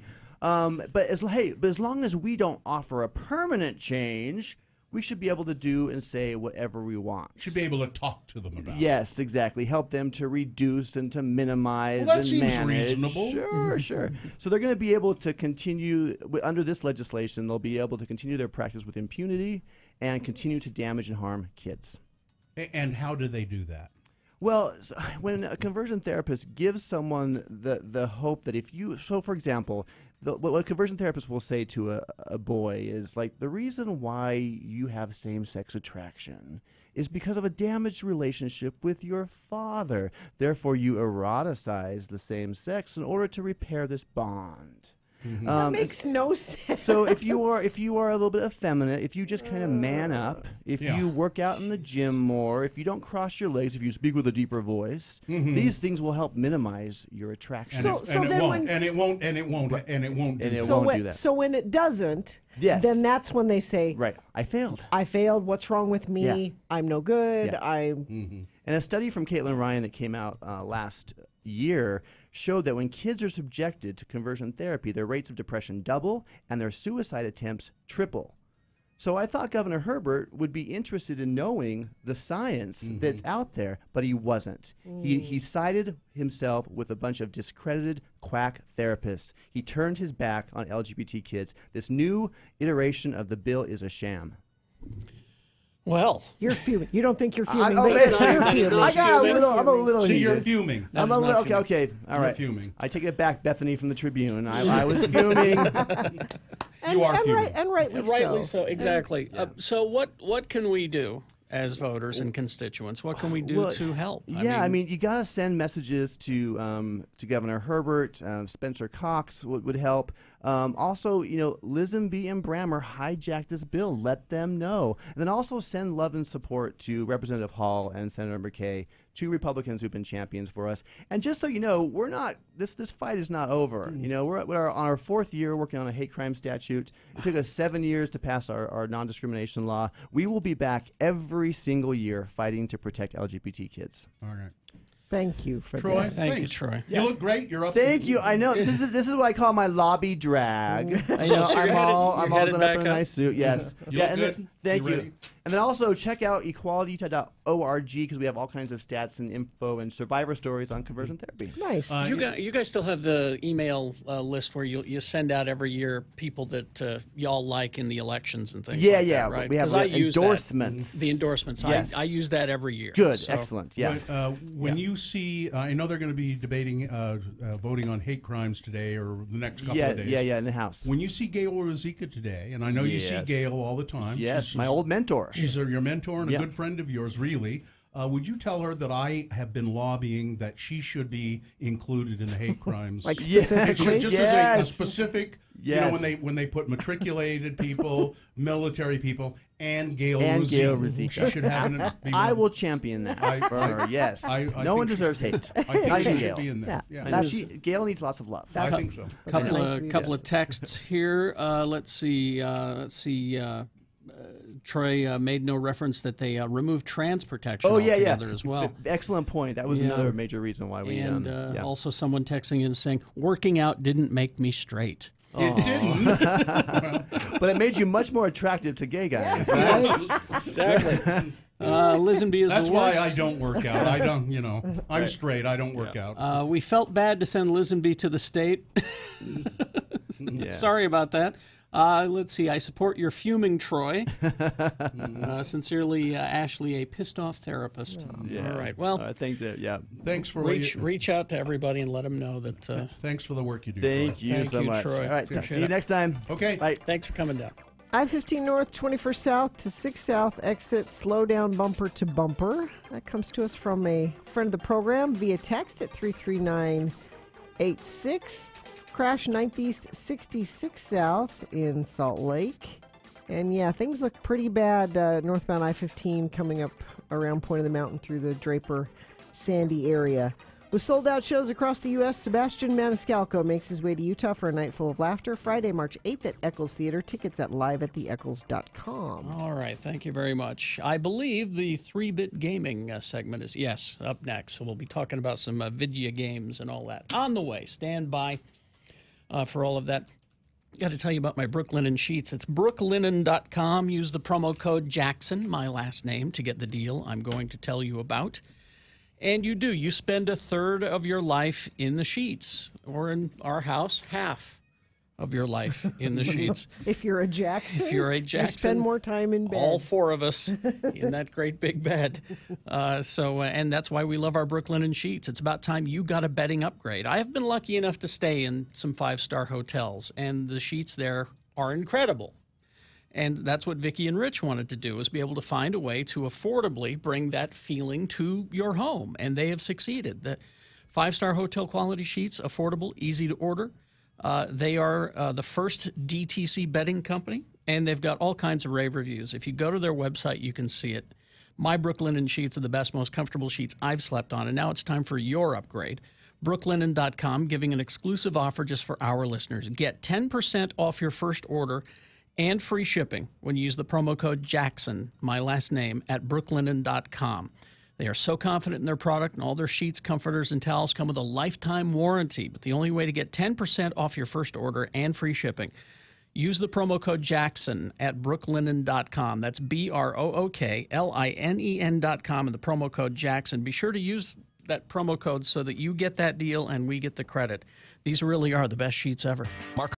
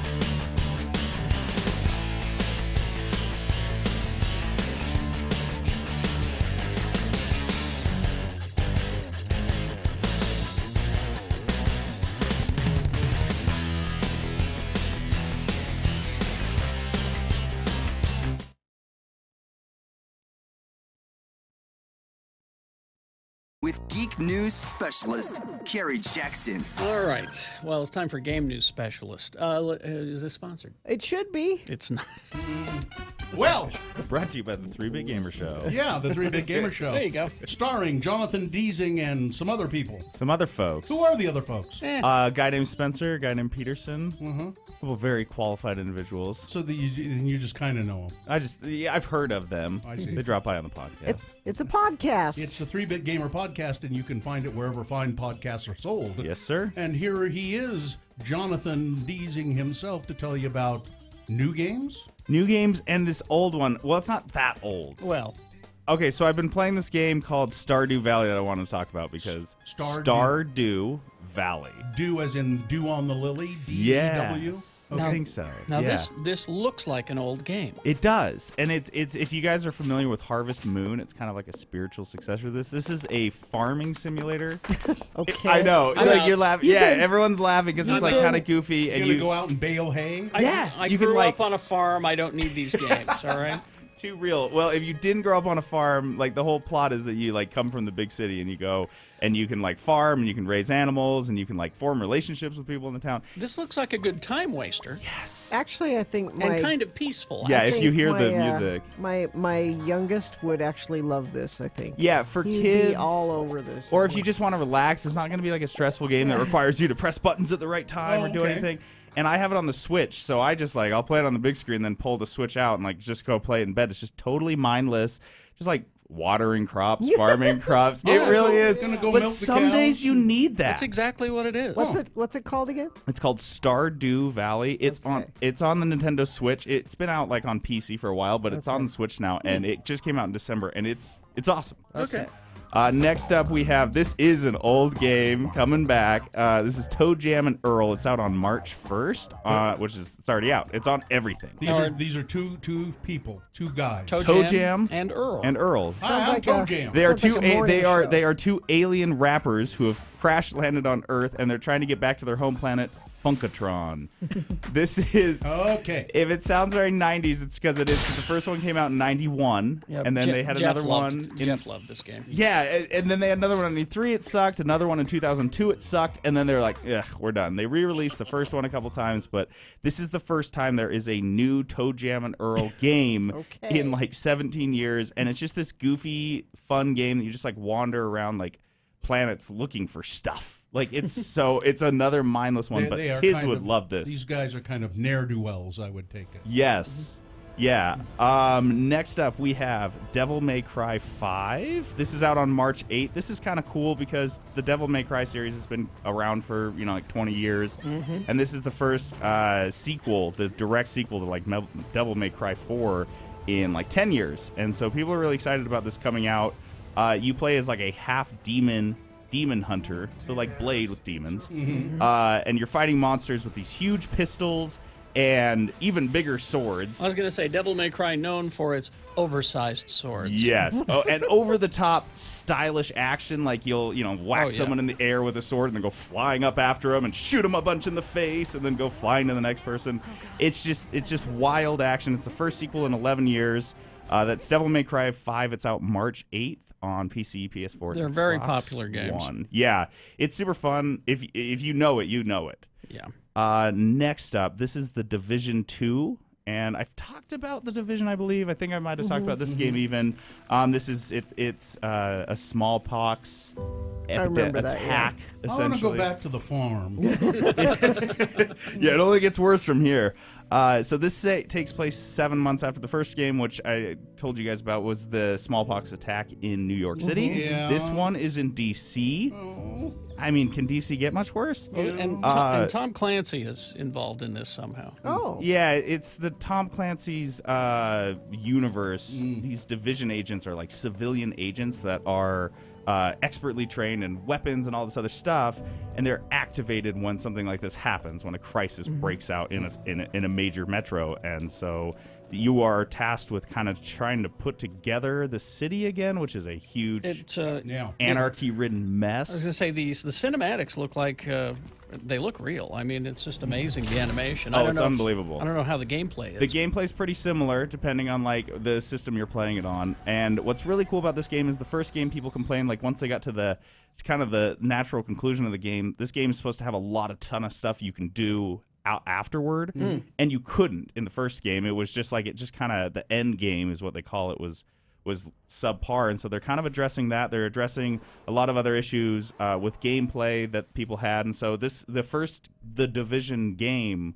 was kind of like a beta test for this one. So everyone's really stoked. I'm really excited about this one. You can play with 4 people, so you can get a team of people and just like roam the streets. And it is a 1-to-1 recreation of Washington, D.C. Like every street, every single building, every fence, bush, driveway, it's all in there. Great. And so if you live in D.C., you'll definitely love it. There's a deli over here. Oh, come on. I know where the good wall is. Okay, the last one I've got here on my list is The Sinking City. And this is out on March 21st for PC, PS4, and Xbox One. And you guys are familiar with the horror of H.P. Lovecraft? Yes. Yeah. Mm-hmm. So this is an H.P. Lovecraft open-world detective game. It is set in a you play as a detective in a like 1920s New England town that has been flooded, and all the inhabitants, as in any H.P. Lovecraft fiction, are losing their minds. Yes, of course. They're going mad. Right. They're everything's going wrong. And where's Cthulhu? Yeah. Exactly. And there were tentacles. Yeah, there's tentacles. And this cinematic, which is kind of eerie, I think everyone should watch. You guys will have it on your site. It really sets the kind of tone, the surrealist, very uncomfortable tone that H.P. Lovecraft strikes in his books. For example, the flooding doesn't happen the way a normal flood does. It's like suddenly there is a ceiling of water above you, and it comes down and just crashes on you in one flat. That's scary. Like, yeah. Yeah. So the Sinking City, I'm really excited because it's this. It doesn't give you any hints. It's just big open city. It doesn't say like, oh, there's a guy over here you should go talk to, or there's a clue that you found here. You just have to go figure it out, and you have a clue book where you keep track of everything. But it just seems very eerie and uncomfortable. And if you like horror games, I feel like this is a really good one that will make you uncomfortable and maybe drive you mad. Okay, I don't. Well, wanna, that's all right. that's what And HP. Or there's go back to Stardew the Valley. farm. There's Then go always back to Stardew Valley. I say we all go back to Stardew Valley Now- and do the chores. All of that stuff is now, I see, on our website. Yes. X96.com. There's trailers for all those games, and they're all very, very cool. So go check it out. You know, I laughed about Stardew Valley, but I'm looking at it and I went, yeah, You're getting back in. yeah. Look, I'm just gonna. It's so fun. I'm gonna chop down the bushes here. I'm gonna, You clear trees, you clear bushes, and then you make like a place for your farm. You got to hoe the soil and water it. You can do fertilizer. Yeah. It's a whole thing. And I don't get sweaty, No. and I don't have Dad yelling at me that I'm doing it wrong. So And you can buy, there's people in the town that you can like form relationships with, and you could even get married to somebody. hello, Mr. Douglas. The grumpy old guy I have to bring in. Mr. Haney! So wait, they have a farmers only Yes. dating site. Yes. Okay. It's like one of the parts of the menu. You pull it up and you're like, these are people I can date. It's really funny. It's remarkably soothing. Yeah, no, I'm looking at the Sinking City. I don't like that. You don't like that so much. No, let me look at some. It's like top to bottom. It started at the top. It's like really nice, really pleasant, and then it just goes down to darker and crazier. You can go fishing in Stardew Valley, okay? Oh, look. Yeah, and that's nice. Oh, you can like there's- dig up worms and then use them as bait, and then go bait fishing. All right. Thank you. I think we'll do that one. That's peaceful. No, Oh, wait. the Republicans asleep. won't like this. No, wait. There's a farmer hacking up his wife. What? No. No, you're on the Stardew wrong City. game. You're on the wrong game. Yeah, I must be. All right. What? Well, I mean, the liberals, you can't kill cows on here. I don't think the liberals Well, are going to like this AOC game. won't play, No. but we will. All right. Thank you very much, Jonathan. Thanks, guys. All right. Three 3-Bit Bit Gamer Gamer. Show. It's available wherever fine podcasts are obtained. Yes, sir. And we have a new episode that just went up yesterday. All right. Thank you. Friend of the program says multi-car pileup 23rd and Wall in Ogden. Wow. Thank you for sending that in. Traffic is getting by in the right lanes, and it's the Wall Avenue 33rd Street blocking the left lane, both northbound and southbound. Crash 9th East 62nd South in Midvale. And some slowage northbound I-15 coming into Draper about 114th South. And then once again coming into downtown, the 6th South off-ramp. Right there seems to be some slowage as well. That's traffic. If you're in an accident, the first thing you should do is contact the advocates. Remember, they don't get paid until you do. Go to UtahAdvocates.com for more information. You deserve an advocate. All right. I went for a balloon ride in Stardew City. I'm Valley, sorry. Stardew Valley. Stardew Valley, yeah. Here's a look at your boner candidates coming up for round 2. Boner candidate number 1. It was the quickest way to get her from one part of the room to the other. Boner candidate number 2. I am so sorry, but I was stir crazy. And boner candidate number 3. That's not going to fit in the overhead bin, sir. All right, we got boners round 2, big boy news, opinnuendo, all coming up. Guess where I'm going today? Hoops Vision Correction. Oh, are you? Yes, going for they do the periodic follow-up appointments. Yep. And so we're going to take a look at my eyes. Yeah, I need to have my eyes looked at as well. It's been a while since I've had them checked at Hoops Vision. You know, they do have the most experienced surgeons at Hoops Vision and the most successful technologies. They have more lasers than most places do that do the laser eye procedures. And really, would you trust your eyes to anyone else? No. Hoops Vision in-depth eye evaluation process is extremely thorough. No in and out of the door results and consults there. At Hoops Vision, they take their time and they do it the right way. And if you are a good candidate for laser eye procedures, they are and most people are now, and they are the ones to do it. They are the world-class leader in vision correction. So call them, 877-30-LASIK, or visit their website, hoopsvision.com. Get that free consultation and get rid of your glasses or your contact lenses forever. Schedule it today. Call 877-30-LASIK. Do what Carrie has done and all of our family members. I've done it. Go to hoopsvision.com. The date for the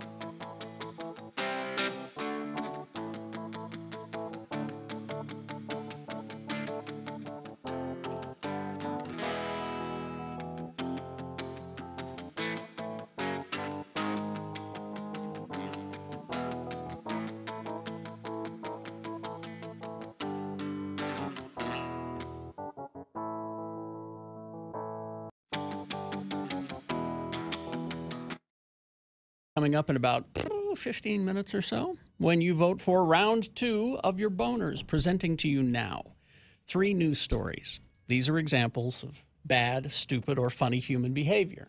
You will decide with your vote of these 3 candidates which one is the worst, which one deserves to go forward to boner fight and possibly become boner of the day. See, if it wins here, it's just the winner of round 2. It's not boner of the day yet. It'll have to defeat the winner of round 1's voting.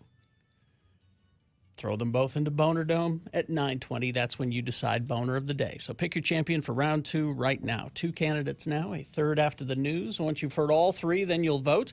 One of you lucky random boner voters will receive I Can't Buy It, Gotta Win It Radio from Hell boner t-shirt courtesy of Excel Automotive Repair, Radio from Hell's official auto mechanics. Don't buy a lemon. Try Excel Automotive's $50 bumper-to-bumper used car checkover before you buy. Limit 2 cars per $50. Boner candidate number 1. It was the quickest way to get her from one part of the room to the other. This is a powerful boner candidate. Don't make up your mind just based on this one. State officials have moved to revoke the license of a Missouri daycare worker and of the whole daycare after a video surfaced showing the worker throwing a 3-year-old girl across the room. Oh, jeez. And the video, I guess they're wanna not know. going to show it. I don't wanna watched see it. The child spent 3 days in the hospital after the incident at Brighter Daycare and Preschool, and the child had 7 stitches. Police have arrested 27-year-old Wilma Brown, along with another employee, Ariana Silver, was accused of injuring the child in a separate incident. The school took 5 days to review the video after the worker claimed the child fell. But no, you can see in the video, the woman just kind of picks her up and kind of goes and tosses her. Now, she doesn't throw her, like, whee, but she kind of just picks her up and goes and just kind of gives her a little chuck, maybe, 4 or 5 feet, and just kind of across the ground. One case of abuse is just too many, said Missouri Governor Mike Parson. The Department of Health has issued a revocation of license as of last Friday on March 1. They will be closely monitored throughout the potential appeal process, and state departments will be on hand to assist families during the transition. Because now everybody has to find new daycare situations. Boner candidate number 1. What was the quickest way to get her from one part of the room to the other? Here's boner candidate number 2. I am so sorry, but I was just stir crazy.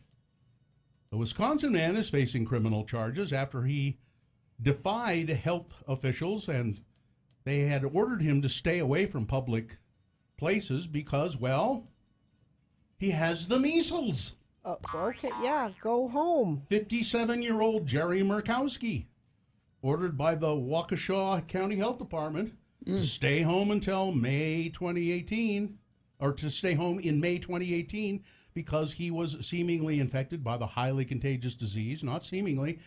I say again, I don't know why they put these words in here. He had the damn measles. He wasn't seemingly infected by the measles. He had them.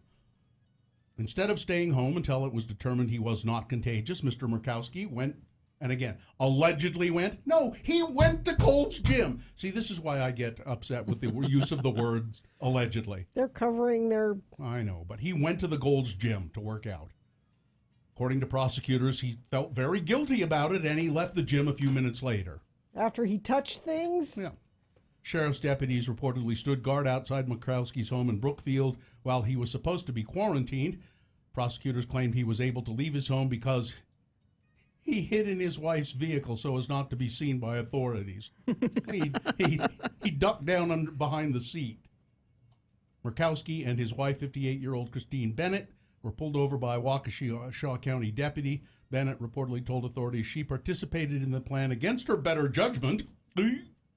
Murkowski apologized profusely, told officials, I just had to get out of the house. I was going stir crazy. And then it helpfully says here, the measles is a highly contagious disease that's spread to other people by coughing and sneezing. Boner candidate number 2, I'm so sorry, but I was just stir crazy. Coming up in a moment, boner candidate number 3. You know, that's not going to fit in the overhead bin, sir. All right, boner candidate number 3 for round 2, coming up after this Big Boy News and Opinioendo, brought to you by Feldman's Deli, featuring corned beef, pastrami, mustard, pickles, imported from New York City, now serving breakfast and lunch Tuesday through Saturday, dinner Thursday through Saturday, featuring local live music Friday and Saturday nights, 20th East, 27th South. For more information, go to feldmansdeli.com.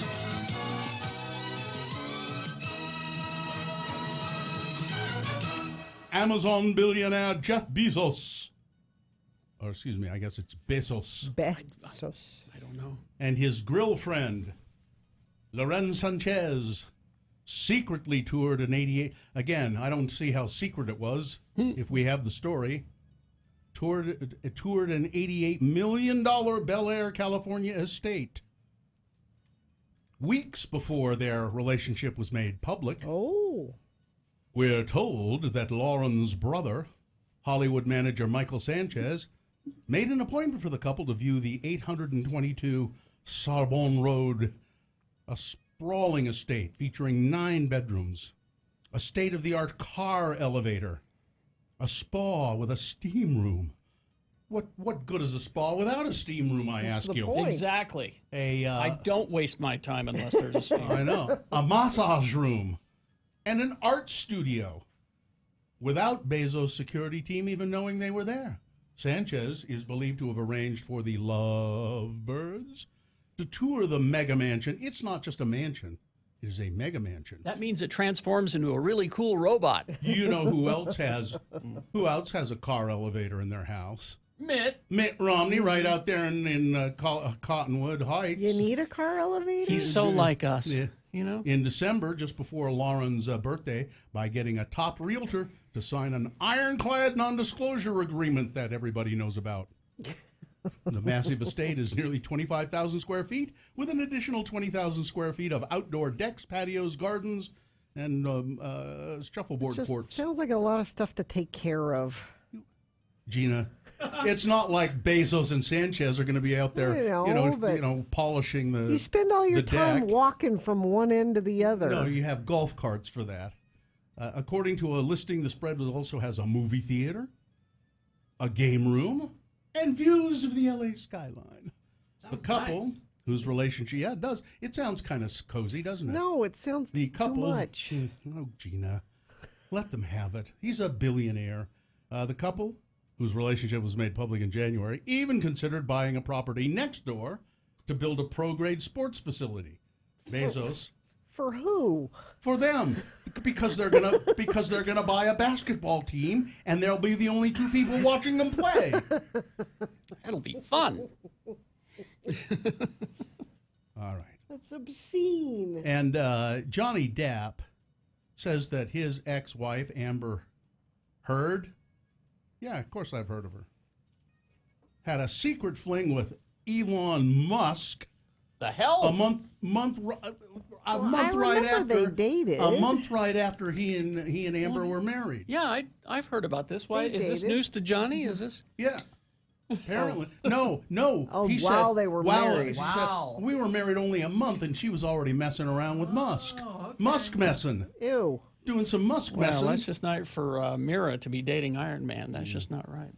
Pipeline breach has spilled oil into the San Juan River in southern Utah. These environmentalists are worried about all kinds of stuff. Just a little oil, just only 28 barrels. Nothing. Crude oil into the water, big deal. I'm sure that the Elk Petroleum Company will take care of that. The failure released hydrocarbons onto federal land and into Bucket Wash. Well, nobody goes there anyway. No, but who cares? It's just a river. Well, you're protecting a bunch of desert. Yeah, nobody cares about that.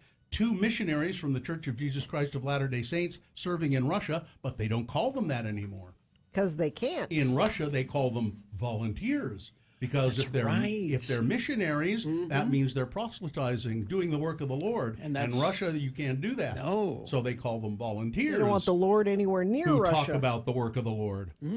According to Fox 13, who talked with church spokesman Eric Hawkins, the volunteers See, Fox says that here they're missionaries. They're not missionaries, Fox. You've misreported this. They're volunteers. They were detained Friday during a meeting at a local volunteer center. Not a church. It's a volunteer center. It has to be. He says, we're grateful these young men, volunteers, are in good condition and are being treated well. We're troubled by the circumstances surrounding their detention. Why would they detain two harmless volunteers? I can't understand that. I know why. Why? For teaching English.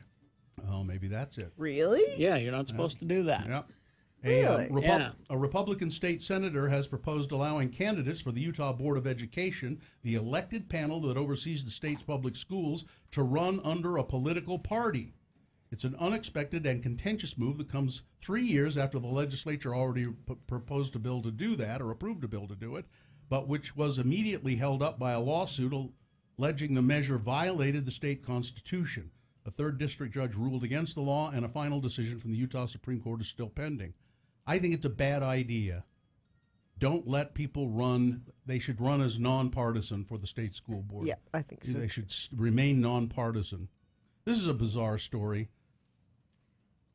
In June of 2015, 23-year-old Gypsy Rose Blanchard walked into a Wisconsin courtroom in handcuffs, implicated along with her boyfriend in the murder of her mother, 48-year-old Dee Dee Blanchard, who had been found stabbed in their Missouri home. But even more shocking than the murder itself was the fact that Gypsy, known to her friends and neighbors and even her father to be wheelchair-bound since childhood, was walking. This is an old story. Into the courtroom. Yeah. It is? Yeah. I just saw it in the New York Post for the first time. I mean, maybe the court cases, but this happened a while ago. Yeah, well, as it turned out, the story is that her mother had made her believe that she was disabled. Munchausen by proxy. Made her believe that she was disabled, and when she found out that she wasn't, she killed her mother with the help of this boyfriend. And did they? So you know the story. Yeah. I won't go through it. Did they convict her of murder? Yeah, but Well, still. Did they go easy on her? I can't remember. I think they might have.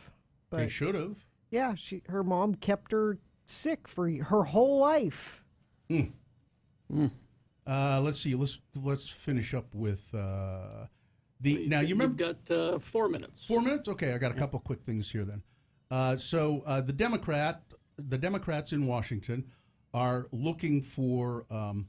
It says here, no one knows exactly what Democrats' investigation of President Trump will turn up, but the distribution of their initial 81 document requests sent Monday to an array of individuals reveals a lot about what they're looking for.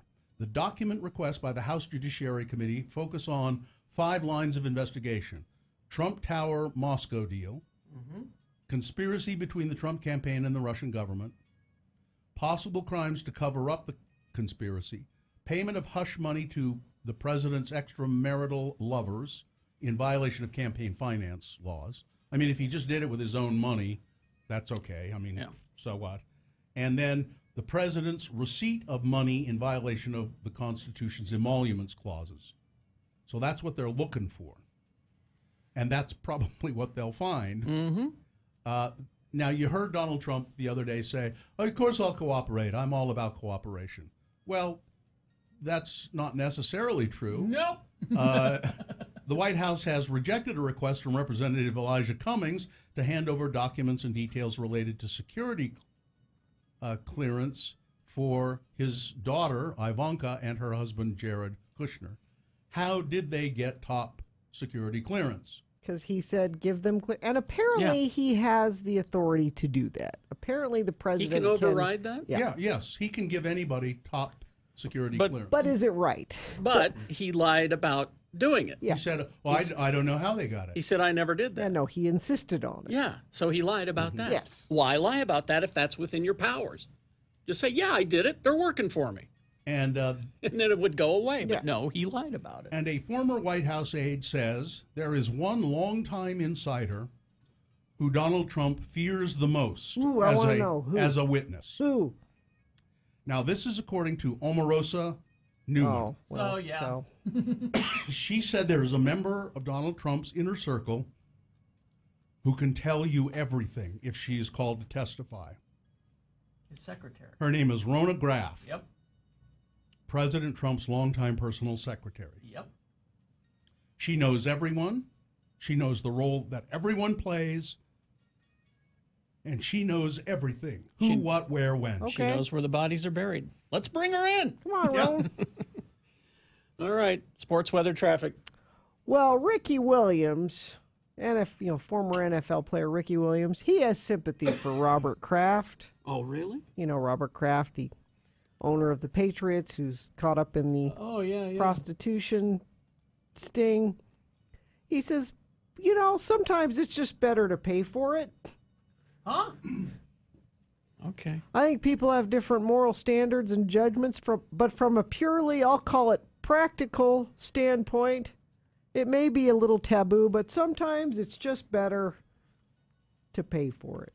Really? That's what Ricky Williams says. Oh. It's a practical thing. Well, thanks for weighing in, Ricky. I'm going to make a note. I'm going to make a note of that. It's practical. Let's see. The Jazz have a chance to do a make good on they lost to the Pelicans, but now they're in New Orleans. They will beat them tonight, and then it will be a wash. It will? Okay, that's what will happen. All right. Weather, it's supposed to start raining here sometime soon, and once it starts, we're going to have rain off and on for the next couple of days. And right now, it's as warm as it's going to get. It's 51 degrees right now. Mm-hmm. Traffic, we got a crash in northbound I-15 at the I-80-201 freeway split. The two left lanes and shoulder are blocked, and traffic is back to 53rd South and Murray. Multi-vehicle crash. I heard from several friends of the program via text at 33986 about this. Southbound I-15 approaching Center Street in Provo. 4 left lanes are blocked. Traffic is backing into Orem. That's some serious issues there. Earlier accident, Wall Avenue, 33rd Street. This is up in Ogden, affecting both northbound and southbound traffic there. And looks like that's it. All right, thank you. Here's boner candidate number 3. That's not going to fit in the overhead bin, sir. An Orlando-bound airline passenger made his flight, but he had to leave without his prize carry-on item. A military rocket-propelled grenade launcher. On Monday, the Transportation Security Administration seized the unidentified man's weapon at Lehigh Valley International Airport in Pennsylvania. The grenade launcher was reportedly discovered in pieces in the man's checked bag. Wow. When assembled, the grenade launcher was determined to be non-functioning and the grenade an inert replica. But you still don't know that. No. So I was going to say, is he cosplaying or something? So the grenade that came with it was not a working grenade, but they said, sir, even though this is not a working grenade launcher and a real grenade, we don't think we can allow you to take this aboard the aircraft. Sorry. The man who lives in St. Augustine, Florida, was questioned by police. He told authorities, well, I thought I could just take it in my bag and it would be okay. But TSA said, no, that's not the case. No realistic or replica weapons of military nature are permitted to be brought onto airplanes. I can attest to this because they wouldn't allow me to take a plastic sword. I was going to say, cosplayers have this problem all the time when they go to a convention out of state. He's lucky they didn't fine him. He could have been fined $13,000 for trying to take it on board. They said, we're going to let you go without the fine, but you have to leave your grenade launcher here.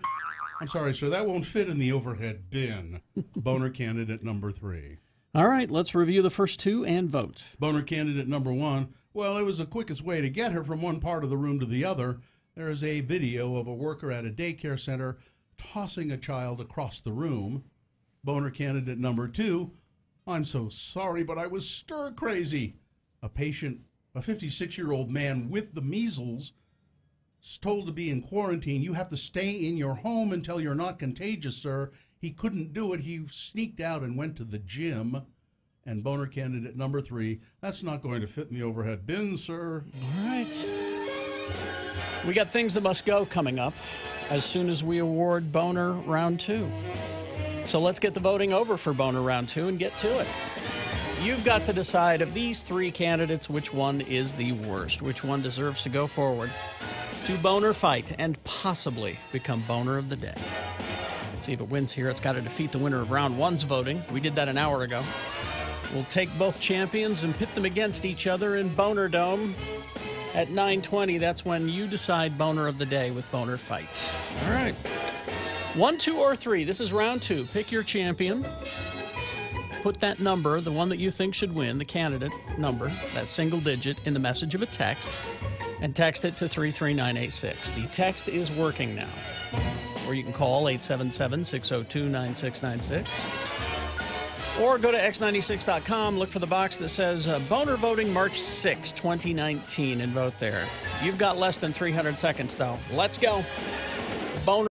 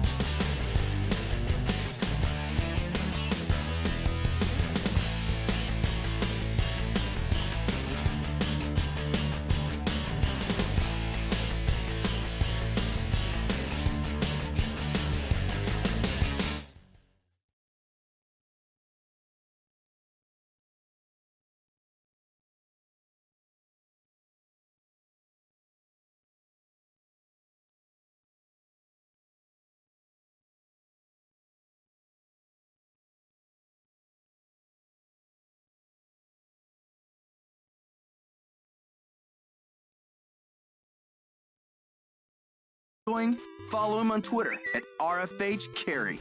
Radio from Hell on X96. All right, 8:46. We got things that must go coming up next, but first let's award round 2 of your boner voting. And round 2 of the boner voting is brought to you in part by a Pączki. What's that? It's a Polish pre-Lenten favorite. I don't know why it became a pre-Lenten favorite, but it's a pastry. It's got cream in it, and it's delicious. Sounds good. And Gracie's. You should go to Gracie's and celebrate being halfway there to the weekend. Play Geeks Who Drink Pub Trivia at 6:30, followed by Breaking Bingo at 8:30. Jackpot is over $4,000, followed by live music with the Nate Robinson Trio at 10 p.m. Gracie's is 21 only. So there was boner candidate number 1. It was the quickest way to get her from one part of the room to the other. This little child, a 3-year-old girl, at a daycare, and the daycare worker just picked her up kind of by her arm, or maybe it was a leg. I don't remember now. I looked at the video and just kind of chucked her across the room. It was efficient, I guess, but was injurious to the child. Mm-hmm. Boner candidate number 2. I'm so sorry, but I was star crazy. A 56-year-old man with the measles, contagious. He was ordered by the court to stay in his home until he was not contagious, because measles is highly contagious. Could have spread it to other people, but he defied the court order, sneaked out of his house, and went to the gym. Now, he said, I only stayed there for a couple of minutes. I was so guilty, I went back home. Takes. Yeah. And then boner candidate number 3, sir, that's not going to fit in the overhead bin. You fool, trying to sneak a rocket-propelled grenade launcher onto an airplane. Danny won a boner T-shirt for being a random boner voter, and the winner, with over 100 votes, boner candidate number 1, as you might suspect, the daycare worker chucking the little girl across the room at the daycare. All right, there you go. That's the winner of round 2. It now proceeds to Boner Fight. It has a chance to become Boner of the Day if it defeats the winner of round 1's voting. Boner of the Day, Boner Fight happens at 9:20, so be back here in just a little over a half hour for that. If you just stick around, then you don't have to be back. Yeah, just don't leave. Yeah, just don't leave, because, well, it's time for Things That Must Go. Brought to you by X96 wants to send you to the Real Salt Lake season opener happening March 9th at the Riot. Listen all week long. We've got tickets for you, your chance to win a pair of opening day RSL tickets. Also, if you go to x96.com, you can enter for your chance to win a game day VIP upgrade and a new 2019 RSL jersey. You can get details at x96.com. I'm going to give you a keyword. You'll text this to 33986. The keyword is GAME, G-A-M-E, GAME. Text that to 33986. Things that must go on the radio from Hell Show. Now, these are things that are bugging you, dear friends of the program, and you can't stand them anymore, so you want them to get out of your life. And maybe, just maybe, if you send them to us in an email and we read them on the radio, they'll leave. Or at the very least, it'll make you feel better. So put Must Go in the subject line and send them to radiofromhell@x96.com. I'll begin. This one is from Becky Langeschut. Good morning to my heroes. Well. Something that needs to go is waiting for the FBI to identify my uncle. Oh, that's We're right. still waiting. It's been since October. Let's see, when did this come in? This came in at the end of February. Really? Don't you think a human unidentified body should trump other evidence? Other than that, things are really good. Nothing else necessarily needs to go. Have a great day, you guys. Becky. Now, this is our friends of the program that she lost her aunt and uncle. They were murdered down there in Nevada. River? Yeah, by the Virgin River Gorge. This one, feel free to use my name. My 96-year-old grandmother passed away. We sat by her side, consoled her, and others helped her pass. What must go is this. Before the woman I adored as a kid was even in the ground, people, my family, came out of the woodwork fighting over who gets what. That always happens. She's in the ground now over 48 hours later, and the fight continues to the extent of a silent auction set up by a sole executor for family members encouraged by the sole executor to bid on her items, the item going to the highest bidder. Yep, true. When offered participation, I replied, hug you, and made my position known. Guess I'm out. My grandmother provided one of the only escapes I knew in a chaotic upbringing and was way more valuable to me than a GD trinket. Thus, my reply, hug, hugging you. I want one more conversation with her. That's what I want. Oh. What's the bid on that, asshats? What must go is family pulling this kind of BS, or am I not on the loop? If It not, happens every time. please let me know. Cheers, leave the bottle, and bring a second one. Thanks for letting me listen. Have a great day. Lord's Geek Show says, WTF Travis. Hello, Lords and Lady. Have not sent in for Must Go before, decided to do so as I have a few things that I want to see go. News sources using pull out in the headlines. Why Trump's pull out from Syria puts America at risk. I don't want to think Trump pulling out of things. I don't want to think of that. Number 2, the cost of rent. I'm 29 years old and got a job last year that has a salary of $37K, but what is not enough, that's not enough to get my own place. That should be enough. Jeez. The rent is too damn high. The scare tactics surrounding socialist policies and anyone that uses Venezuela to say why socialism is bad. Yeah. Socialism won't take away your motorcycle or your car. You can still have things you want. Those of us who understand that socialist policies are actually good want them so people can stop dying from lack of health care and income. The rich are not going to help our economy and country, so they need to be taxed. Thanks for the show and helping to provide me with morning entertainment at work, Matt. And finally, this one, medical insurance debacles have to go. I have a plan through Marketplace because coverage is cheaper than what my employer can offer. It's still expensive. My 5-year-old daughter was recently hospitalized but was sent to a second hospital because the first one couldn't perform the necessary procedure. Second hospital decided not to do it anyway. I got a $4,000 bill for a few x-rays. Number 2, flat tires. Is there ever really a good time for that? And bloody noses. Is there ever really a good time for that? No, never. Thanks for letting me listen. No, don't get up. And make mine a double Devon. Okay, Gina? Let's see. This is from Lola. Things that must go. The shamefully disrespectful muss at the Utah versus UCLA gymnastics meet must go. They had very rude signs, and when UCLA was competing, they put up newspapers and were pretending to read newspapers, and they would boo. This is not what you do at a gymnastics meet. College gymnasts work their asses off, and I'd love to see any one of the musts get up there and do what they do. So just gymnastics, it's not a sport you boo at when the other There's no team trash is. talking? No, Okay. in gym. So that's Lola.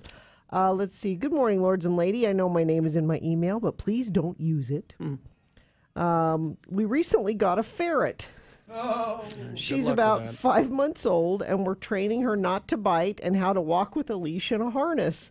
Since getting her, she doesn't bite as often or as hard as she did at first. I love her to pieces, but her vendetta against my toes must go. Their jaws can easily crush small human bones like fingers and toes. Yes. I've had a Band-Aid on my little toe for days. Thanks. It's your own damn fault. Thanks for letting me rant. I've been a listener for 20 plus years. All of you are always a pleasure to meet. Geek Show says, hey, Bill, I'd love a hearty handshake and a shot. Keep the bottle. Gina, the truth is out there. Okay. And finally, this from our friend Raul from South Texas. Greetings from South Texas. We still don't have a crisis at the border. We're not being overrun by marauding hordes, no matter what you hear from other less reliable sources. We do, however, have some things that must go. People at various retail establishments that come right up to me when I'm doing my shopping and ask if I work there. I avoid all eye contact precisely to avoid these awkward moments to no avail. My first instinct is just to say no and walk away, but I usually end up chatting them up. This is what happens when you wear a red shirt to Target, Raul. Exactly. Yeah. And my new coworker, for some ungodly reason, clears his throat nonstop for the first 2 hours of the workday. Every day must go. Please, have a lozenge, perhaps some hot tea, and cut that out. That's from Raul. You should follow Raul on Twitter. Raul Montemayor. Yeah. That's his name. Very funny. This one, please don't use my name. People who ask weird financial questions. They phrase it like, do you mind me asking how much you paid for? Yes, I do, actually. Yes, I do. If it's some small gift or household item, that's fine, but no one wants to discuss the bigger ticket items. Also, people assuming they know your job better than you do. I'm a teacher, and it drives me crazy that those in power have zero experience in education. I wouldn't want to receive advice about my car issues from my neighbor who read an article. I want a mechanic who actually understands the problem. You hear that, legislature? All right. Let's see. Seizure Monica here. Dating in your 30s has got to go. It's the most ridiculous waste of time. Bring your A game, be honest, or move the hell on. I don't have time for this. Geek Show says hi. Bill, leave the bottle. And Gina, yeah. Oh, okay. Yeah. Let's see. Kelly. People driving on the highway with dogs in the back of an open pickup truck. Oh, yes. I hate that one. Yeah. Me snoozing for 45 minutes in the morning instead of just getting my ass out of bed. Hopefully this helps. All right. This one from Lady Raccoon. My thing that must go is this. The recommended music on Spotify and other streaming services. Just because I listen to Blink-182 does not mean I want to listen to Neck Deep. Or if I listen to Metallica, it'll recommend Ariana Grande. Those two artists do not belong together. It's a small, annoying thing, but it definitely must go. Thanks for letting me listen, Gina. I remained seated the whole time. All right, 8:57. On the radio. Corey's concert and community calendar coming up, allegedly. But traffic right now. Go ahead. Yeah, the crash southbound I-15 near Center Street in Provo is in the clearing stages. The HOV lane and left shoulder remain blocked, and traffic is stopped to University Parkway in Orem, so people are still feeling it. Crash northbound I-15 at the I-80-201 freeway split. The two left lanes and shoulder are blocked, and traffic is back to 53rd South. Crash westbound 123rd South 5th West in Draper. The left lane is closed there. That's traffic. All right. Thank you very much. We do have to take a break. We will be back, though, with Corey's concert community calendar. All that on the way. ShamrockPlumbing.net. 30 years. Really? Yeah. That long? They know what they're doing. Yeah. They've been a plumbing contractor here in Utah 30 years. Well, I don't know. I've been in radio for 30 years, and there are people who say I don't know what I'm doing. Yeah, there are people. But I think there's evidence that Shamrock Plumbing knows what they're doing. Indeed they do. We've witnessed it because they've come to our home. Yep, and no job too big or too small for Shamrock Plumbing. If even it's just a little drain stoppage, you can call them up and get them to your house, 801-295-1690. They also do the big jobs. You know, if you need a complete replumb, maybe it's just a matter of, and they did this at my house some years ago now. My basement, the plumbing, they put in some new water heaters, and the guy was looking at the plumbing down there, and he said, you know, you've got all of this old, useless plumbing going on down here. All of these pipes, some of them are doing nothing. Yeah. We can make tidy it up, make it way more efficient. They did the same thing for me. And they took about a half a day only and just really just streamlined it all. Shamrock Plumbing is who we're talking about. No job, as I said, too big, too small. Give them a call. They'll beat anybody's prices on water heaters and softeners and all of that kind of stuff, too. So shamrockplumbing.net is the website, and the phone number, once again, for Shamrock, 801-295-1690. Here.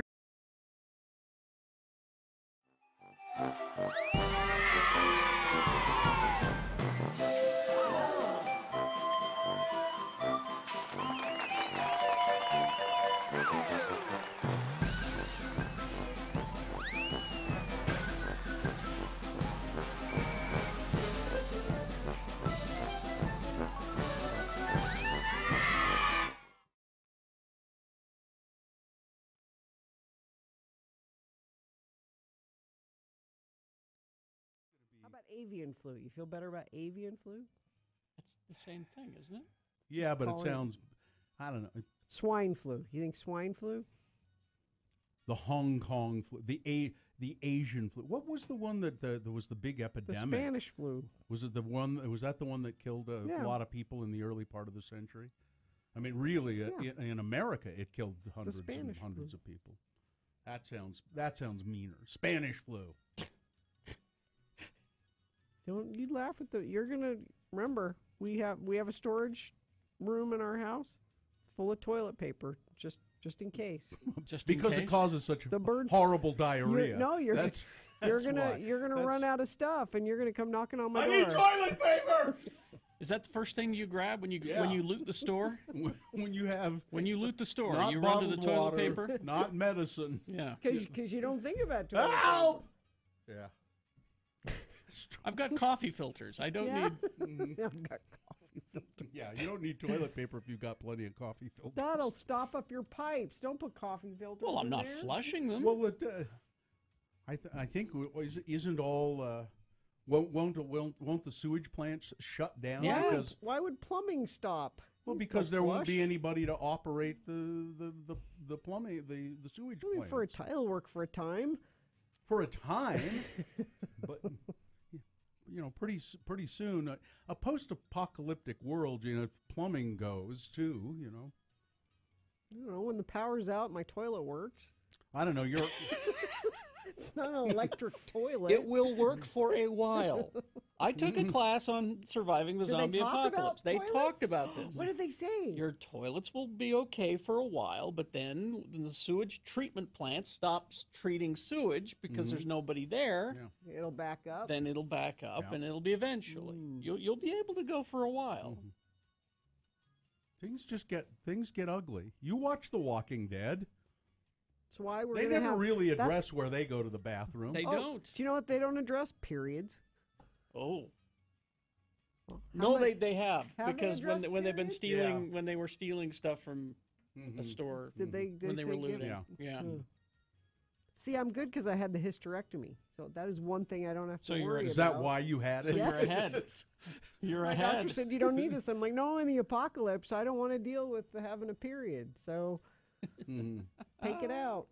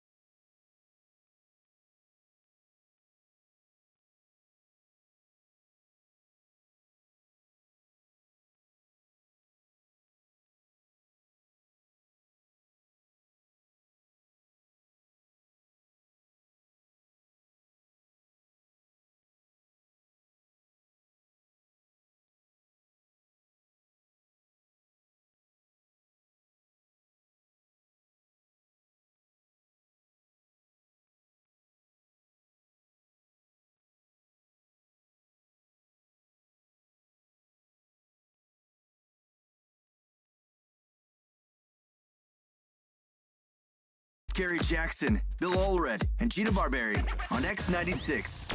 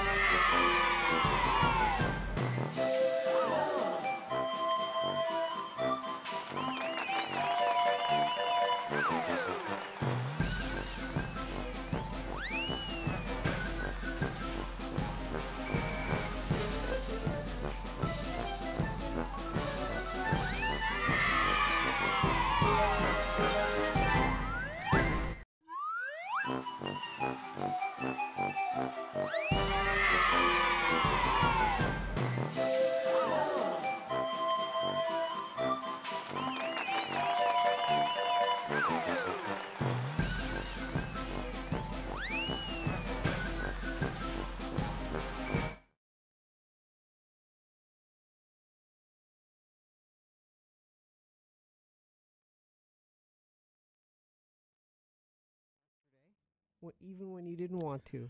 I entered your consciousness. You know, you do anyway because you retweet and things so much, and I'm going to have to block your notifications because 90% of the time when my phone goes bing, and that means, you know, somebody that I know has either retweeted or made a comment or something. It's 90%. I'm going to turn the notifications for you off because it's you 90% of the time. Something I thought you would enjoy. You know, you said no, but here's what it is. You are an over retweeter. You retweet and retweet and retweet. If I think somebody would enjoy something, I retweet it. You're welcome. So yesterday, for example, she 4 times. Yeah, like the Utah Jazz winning the playoff game. Like nobody would know that if you didn't retweet it. It's not necessary. So that's you tweet the way you tweet, which is not enough, and I will tweet. You know what? I tweet a lot. I just make sure that almost none of it's directed toward you. You don't tweet a lot. I do too. Bill, for example, 2 times yesterday. 1 for himself and 1.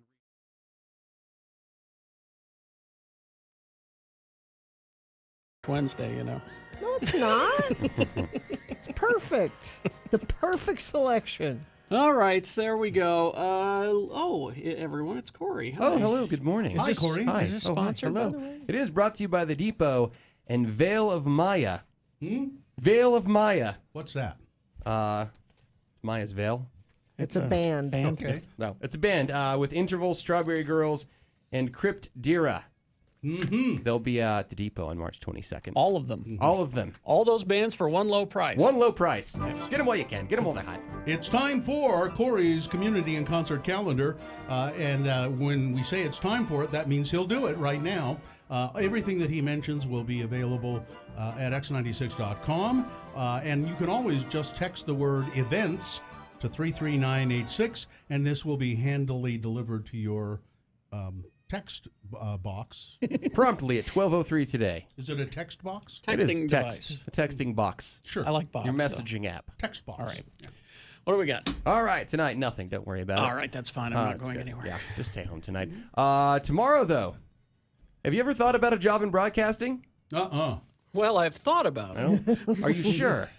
I never want. How can I learn more? I Corey? never wanted. How can you learn I've more? Never wanted to be in broadcasting. Do you enjoy working on Christmas and Top Ramen?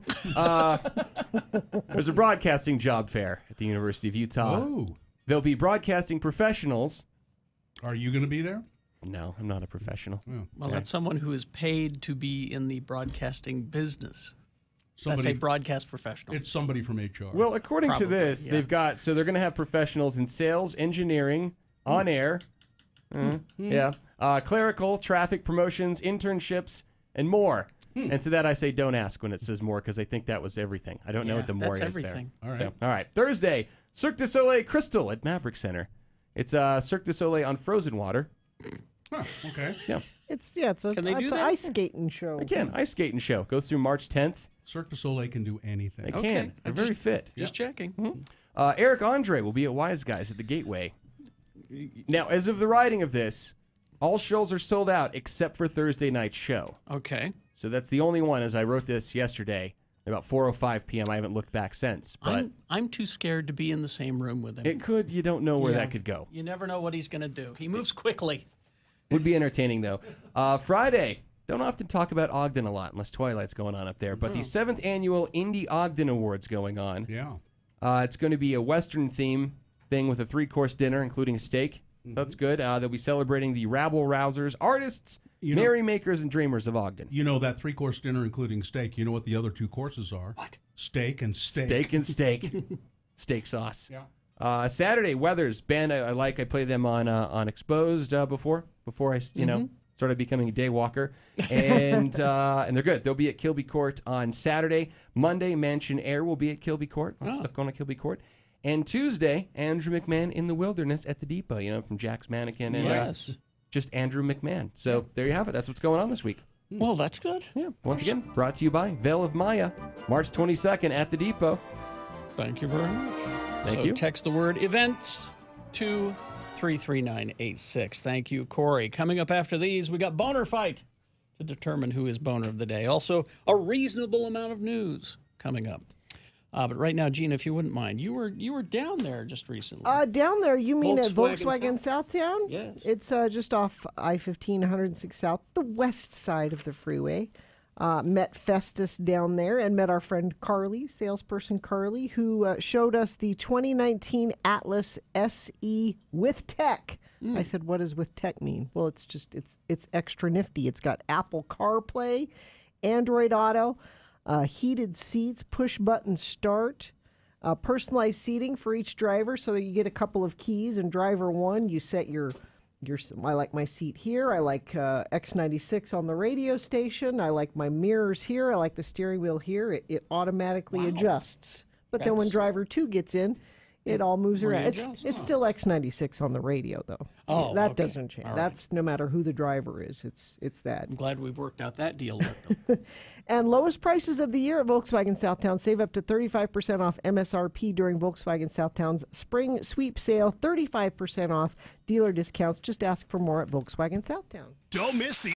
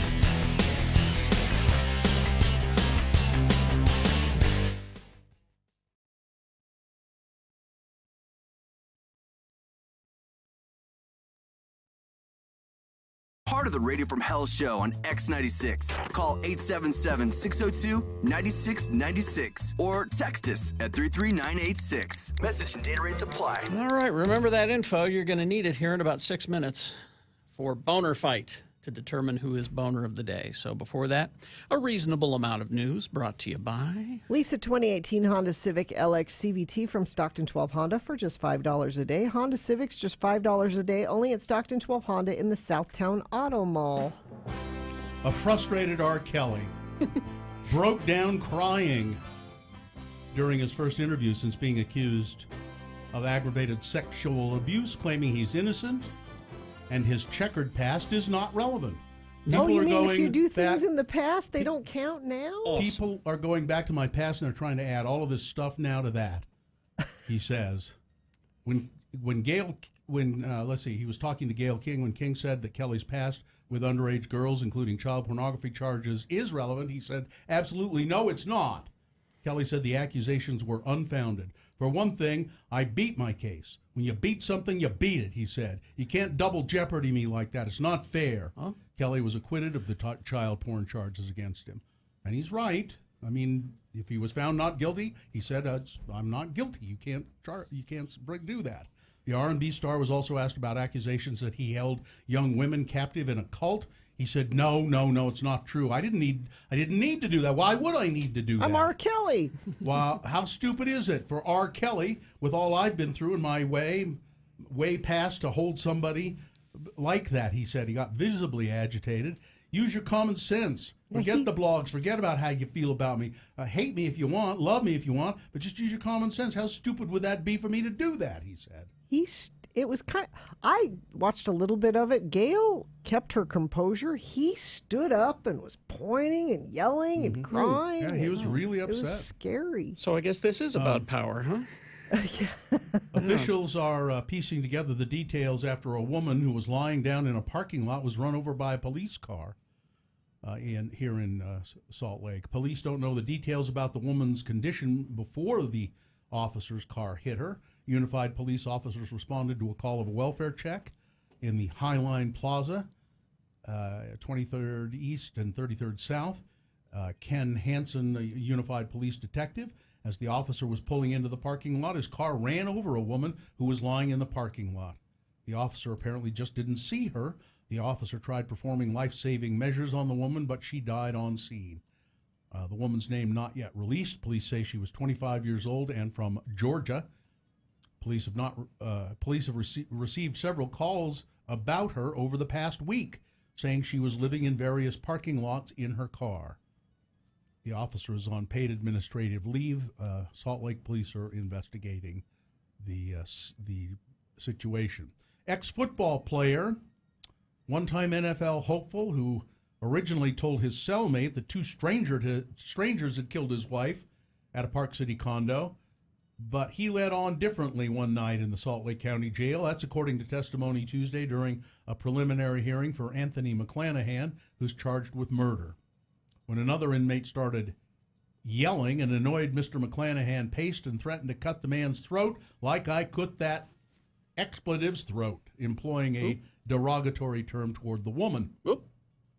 McClanahan later revealed that he had stabbed Carrie M.C. McClanahan 16 to 20 times, nearly decapitating her, using a paracord knife that she carried.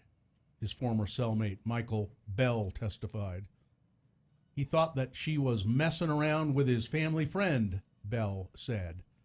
Judge Patrick Coram ordered McClanahan to stand trial for murder after testimony from a detective and 3 Park City cops who arrived at the condo to find Carrie McClanahan in a pool of blood back in November of 2017. The judge said, well, we think we got enough evidence here to bring you to trial, buddy. This is a homicide, clearly, without question. They're Heinz Company, makers of great ketchup. They have announced 2 new products, Mayo Must and Mayo Q. Nope. What? Nope. Why not? Why not? Well, the name, for one thing, Mayo Must, that does not sound like Once again, Gina, you just jump to no without trying it. why not try it and then say no? Because that doesn't sound like something I want to. Mayo must is a bad name. They should go with mustardanaise. That's what mustardanaise. Mustardanaise. But it's a combination of mayo and mustard, and then mayo and barbecue sauce, which is like almost fry sauce. Yeah. So kinda. Let them. Again, you don't. You can quibble with the name. I am quibbling with the name. Let me quibble. It's my constitutional right to quibble. Is that your sign off, by the way? But let me quibble. It's my give me quibble or give me death. But they may taste good. That's the thing you can't quibble with unless you taste them. Mayo chup is fry sauce. That's the other thing they have. No, it's not. It's mayo chup. It's not fry sauce. Stupid name. It's not fry sauce. It's mayo chup.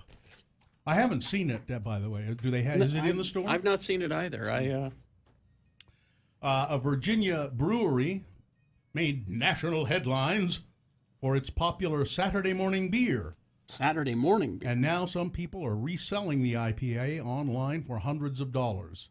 Smart Mouth Brewery unveiled something that I don't know why anyone would drink, but I guess you'd have to try it, as I just said to Gina before you say. It was Lucky Charms flavored beer. Doesn't sound very appetizing. No, it doesn't. But they sold out. You can't get it, so now people are selling it on eBay for $450 a can. Wow. Is it that good? No, it can't be. I don't think so. There's no way. How much can I get for my bottle of Red as Hell Ale? Because that was a breakfast beer. It was a breakfast beer. Yeah. So I'll throw that on eBay. I wanted to keep it, but if I can get that much money for it, I bet you could. We'll see. Try. You want to? Let's get some bidding right now. Let's text in how much you would pay. Do you want to try and sell it? Really? I don't know if you can sell alcohol on. I don't know. I would before you jump into this. You're right. Well, I'll do it. Well, I Carrie, give you the same counsel, if Bill. you would give me that bottle, I'll do it. I don't know if you can. What's going to happen to me? I think the state might have something to say about what's going to happen. Okay. Let me just do this. All right. How much would you pay? That's the question. Not actually going through with it. If theoretically. How much would you pay for this bottle of Red as Hell Ale? 33986. And I'd like to know, Gina, what you think would happen to me if I sell alcohol. You can't. Bill. She's right. Okay. You can't sell alcohol. But what if I did?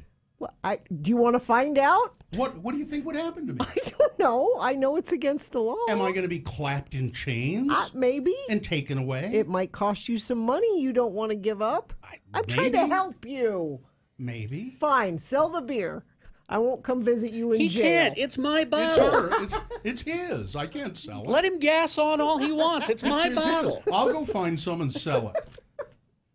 So far, $50. $50. Do I hear 75? 75? Is that all? So far, just $50. That's the highest that they'll pay. I think we ought to find out theoretically what people. That's what I'm trying to do. Theoretically. Let's pursue this tomorrow.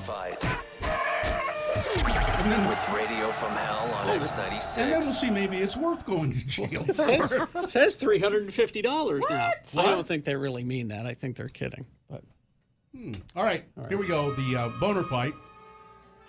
This is, let's see, the winner from round 1 in the 7 o'clock hour. Now, you remember this was 2 stories, but basically people do the same thing.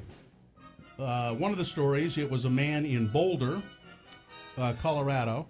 He was cleaning stuff up around his house. And the police came and said, "What are you doing?" "I'm cleaning stuff. I live here. I'm cleaning this garbage up around my house." "Well, yeah, but you sure you live here?" "Yeah, I live here." Here's my ID." "I'm not so sure." And then the cop called for backup. The problem was the man was black. Mm-hmm. "I'm not really sure you live here." And as it turns out, yes, he did live there. But it was a whole thing that, and then the same story, a guy who was gardening he set up a little garden spot in a park with permission, and these 3 women who lived across the street from the park kept calling the cops on him because he was gardening in the park. It was a black man gardening in the park. "I don't think this is suspicious. He shouldn't be doing that." and they kept calling the cops on him because he was a black man gardening in the park. So that's boner candidate number 2. All right, there you go. You've got to decide of these 2 candidates which one is the worst. Oh, no, I'm sorry. No, wait. Oh, I thought you did them both. Wait a minute, that's number 1. Sorry, I was reading some notes. It was two stories for number 1. Oh, okay. And then number 2, the quickest way to get her from one part of the room to the other, that's the daycare worker who threw the little girl across the room. Okay. That's number 2. There you go. 2 candidates, number 1 or number 2. You've got to decide of these 2 which one deserves to be boner of the day. Which one is the worst? 1 or 2. Remember your candidate number. Put that number in the message of a text. Then text that to 33986. Or call 877-602-9696. Use your voice. Or go online, x96.com. Look for the box that says Boner Fight, March 6, 2019. If you don't see that box, refresh. It should appear. You've got 300 seconds. This is Boner of the Day.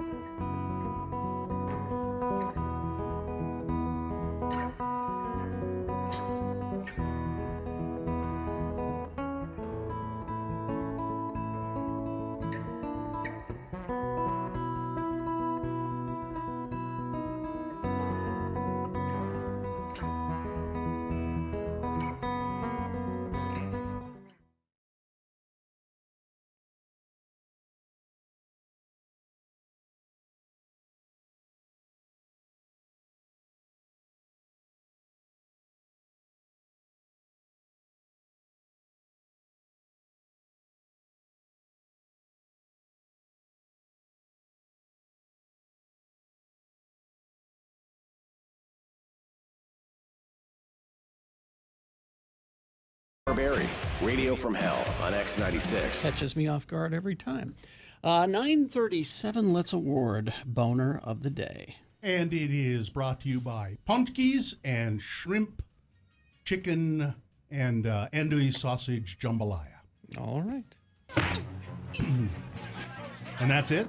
Yeah. Oh, okay. Let's see. So we had Boner Candidate number 1.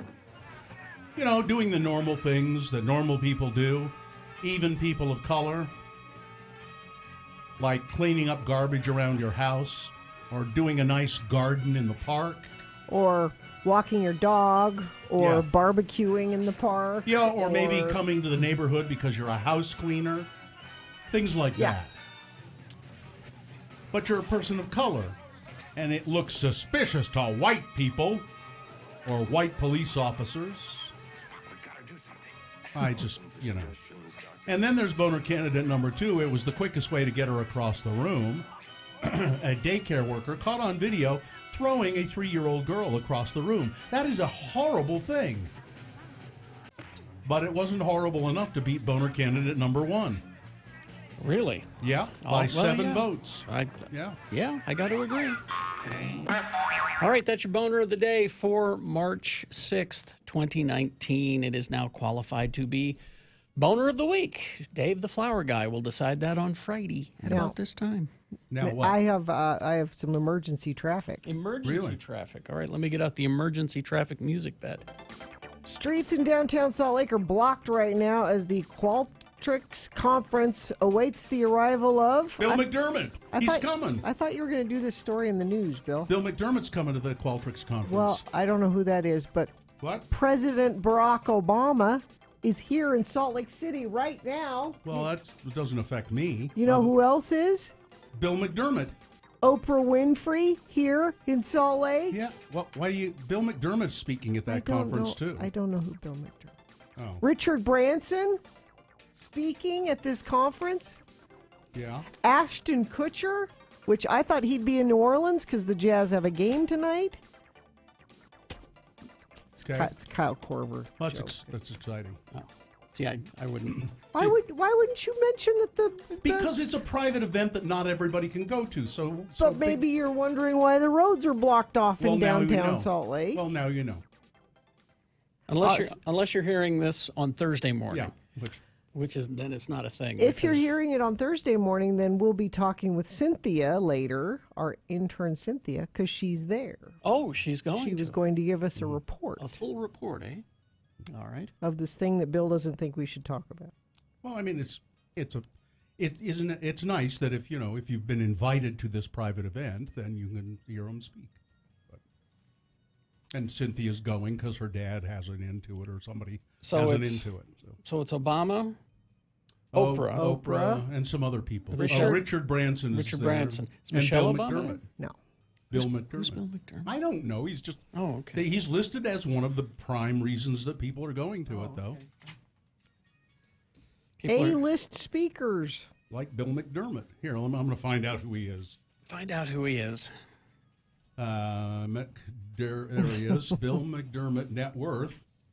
Bill McDermott is, and there's somebody out there right now who's yelling at their radio, "You fool, don't you know who Bill McDermott is?" You're an American businessman and CEO of the technology company something. Yeah, you don't. He's a CEO of a big company, of a technology company called Sapsi. He's apparently he's worth $39 billion. No, his company was worth $39 billion. There, see? He wrote a memoir called Winner's Dream. Do I need to be worth more money in order to get booked for gigs like that? Yes. Well, Carrie, do you have anything inspirational to say? Sure. Like what? Give me an example of I your do too. Inspirational talk. Kids, it's important to drink at least 4 glasses of water a day.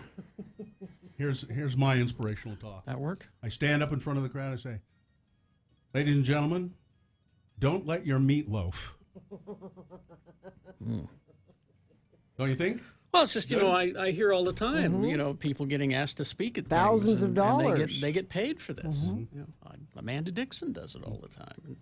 I hear about it all the time. Mr. McDermott went from being a store clerk to the CEO of a billion-dollar company. Success story. Yeah. Mm. So that's how you. We don't. Yeah, that's it. We don't have a success story. Yeah, we do. Well, Kerry went from being a farm boy to being a radio boy.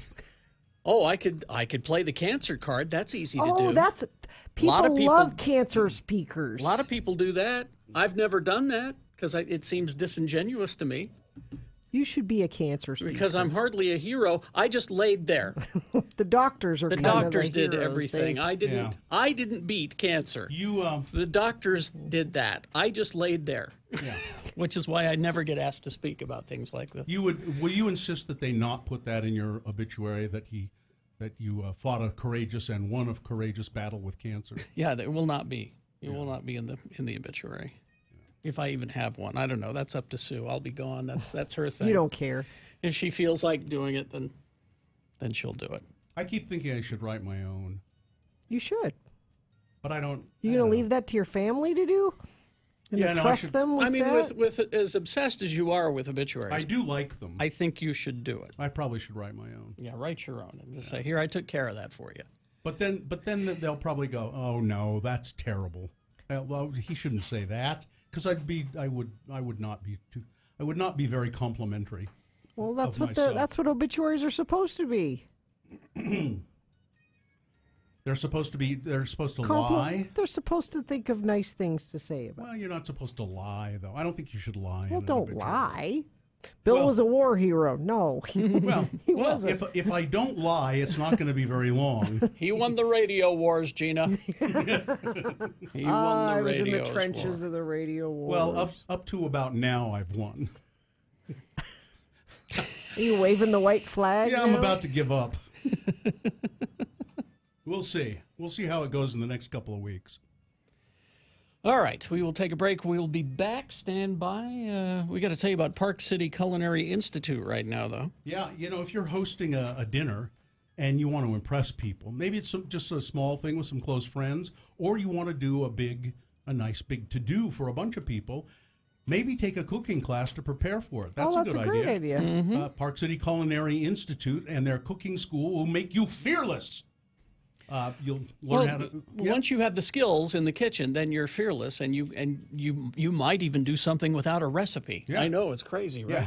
Well, I mean, if you want to maybe you want to be a professional chef, or you just want to, maybe you want to start your own restaurant, or maybe you just want to be able to impress your family and your friends. Park City Culinary Institute in Salt Lake, it might just be the perfect solution for you. Park City Culinary Institute makes it easy for you to do anything you want in the kitchen, and it's easy for anybody to attend it, really.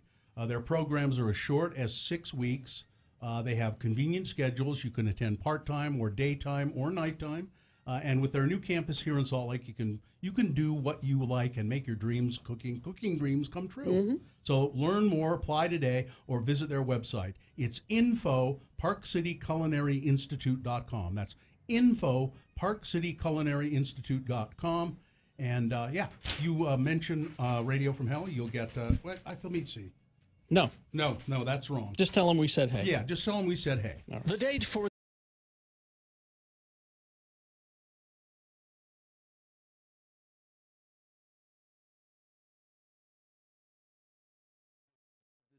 moment of one of our interns, the organized intern, Sarah, and I was thinking, I wonder how much it would cost me to hire her. For what? As my personal assistant. Here we go. What? You need a personal assistant. Sure, I'd love one. I would love one. I think a personal assistant would do a lot of good things for me. Like what? Do you have dry cleaning that needs picking up? Yes. You have a hard time getting around to picking up your dry cleaning? Sometimes, as a matter of fact, I do. I have any number of organizing things that need to be done all the time. It would be very nice to have somebody to post a bunch of social media stuff for me. At my direction, but actually do the work of it. It would be very nice to have somebody I could call up and say, I don't have time to go to the grocery store. I'm forwarding you my list. Please send it. Please do it. See, she's not. You know what I mean. There's any number of things. You want to go to the store for Bill? And she would love to. She would love to do it. She's nodding right now. But A, I don't know as I could really afford her, and B, I like her, and so I'm not sure that I want her to be on the receiving end of me saying, "What do you mean you didn't?" Yeah, things like that. You would end up yelling at her. Well, just we have to break here. But speaking as someone who has an assistant, what do you need an assistant for? Here we go. I feel bad having her do things. That's what I'm saying. And so I'm not utilizing her enough. You pay her? I do. Then don't feel bad. That unless she's the sort of person who goes, okay, I'll get right on that. Mr. Jackson. Yes, if it's that sort of thing, then I need a different assistant. So see, Sarah would go, that's right. See, right, Chief. As a matter of fact, I would insist. I'm paying you. Say right, Chief, after everything I say. What I need is a personal assistant that I don't like. Yeah, that's what I need. How do you find that? That's the problem I think I would run into. I like Sarah because my assistant Nicole, I like her. Yeah. I like Sarah. There's no way that I could put her to work as I need. It just anyway. I could. I just wouldn't want to yell at her. Yeah, And you would. Maybe. Eventually. Maybe. All right, let's get this over Chief. with. That's what Sarah, would you mind when you're here just saying right, Chief, when I ask you to do stuff? Just for fun?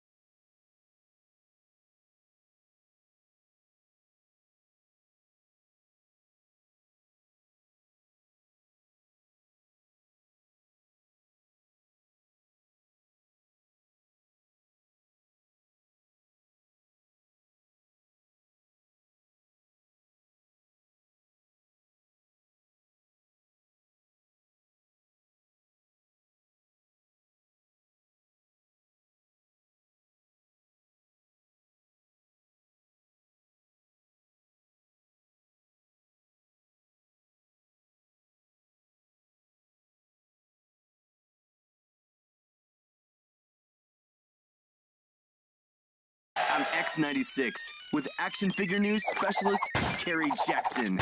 All right, 9:52 right now. Got an email the other day from somebody up in Ogden. Mm-hmm. They do your hometown. Yeah, I'm an Ogden boy. I used to be embarrassed to say that. No, you own that. But now I own it. I like Ogden. I'm Ogden proud. And he runs a theater. He's the artistic director of a theater, the Ziegfeld Theater in Ogden. And it says they're doing a production of Rocky Horror in the fall. I was going to say, not now. No. Isn't the only time you do that is in the fall? Yeah, pretty much. And they would like me to play the narrator, the criminologist in the fall production. I would like, that guy. if I may, that to guy. take you on a strange journey. Yeah, that guy. And I said I'd be thrilled to do that. Well, sure. I think that'd be great fun. Don't you have enough to do? Well, this is fall. That's in the fall, and But I mean, that doesn't I think I might change, have a lot really. of time on my hands in the fall. I think there's every chance I might have a lot of time on my hands. No, but and that's it. It's not a big role, as I recall. You're throughout the play, and but it's something you can kind of do. You can sort of, and you can read it. You don't have to memorize it. So that's nice. You can kind of read it. I mean, well, you're there from the beginning till the end of the play. Right. And is it just one weekend? Is it just like... Doesn't say. A couple performances? I would think. Well, good. Yeah. I'm sure you'll regret that. Yeah. No, I'm convinced you. There was a time, a couple of years, where Bill did a couple of plays where he had a major part in. I've done it a few times, yeah. And like trying to do this show as early as it is in the morning. It is hard. And then you would have rehearsal late into the night, and it's hard. But you enjoyed doing it. I did it, and I got through it. Yeah. Of course, it is in Ogden. That's another. Yeah, you'll be driving back and forth. Yeah, but it's Yeah. Do you have to sing? Do you have any singing parts? I think it's sort of a talky kind of singing thing that you do. I know in the movie he participates in some things, Yeah, but the play is different. Let's do the time warp. He does that sort of It's thing. just a jump to the left. The jump to the left and a That means you'll jump have to the right. Oh, you get to dance, and too. You put your pelvis in and you put your hands on your hips. Your hands on your hips. Bend your knees in tight. Yeah, that's right. But it's the pelvic thrust that really drives you insane. You have to do the pelvic thrust. Yes. It'll be fun. Of course I would do it. Every time I tell my wife I hate musical theater, she reminds me that some of my favorite things are musical theater. Like Rocky Horror. Rocky Horror. Blues Brothers is technically. That's Pink true. Floyd The Wall is technically. That's true. But this is one of my favorite songs, actually.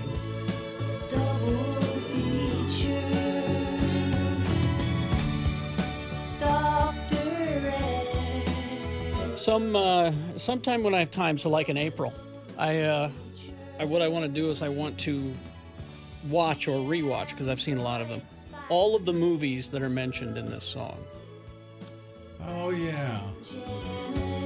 You haven't seen them all? I've seen most of them. See, like Forbidden Planet, I've seen that, Yeah. but I want to watch them all again. How many are there? Do you know? There are many songs mentioned in this. There's at least a dozen. I know Leo J. Carroll was over a barrel when Tarantula took to the hills, so I'd have to see Tarantula. Okay. I haven't seen that one yet. I've seen that. And I really got hot when I saw Jeanette Scott fight a Triffid that spits poison and kills. Day of the Triffids. So Day of the Triffids No, I I would haven't have to seen watch. I've seen that. Oh, see, I just gave you these. I'm sorry. Anyway, but so one, someday when I have time, like in April, Yeah. April 1st. That's I'll have time to do that. probably. All right. Shall we do the promo and get out of here? Okay. I just noticed in his letter it says here I could double cast it because it's a workload. Maybe Carrie would want to double cast it with you. So Carrie knows all the lines. it doesn't say. No. It says one of your. It doesn't say Carrie specifically, but it says one of your Radio from Hell associates. I would assume it'd mean you or Gina. No. You think, Gina? No. You could play Magenta. No. Well, no, I think they'd use it. They wouldn't mind using a woman as the narrator. No. You could do that. All right. Let's. And Sweeney Todd. That's another one, people. Yeah. Sweeney Oh, Todd. Katie likes that one. She's doing. Sweeney Todd. She's jumping up and down. You The love Beam Sweeney. and Barbara Fleet. I actually have Sweeney Todd and Mrs. Lovett tattooed on my feet. On your feet? On my feet. On the tops of my feet, both Okay. portraits. Would you like another meat pie? That's Fun on the fact. top of your feet. Yes, fun fact. All right. How about How about some priest?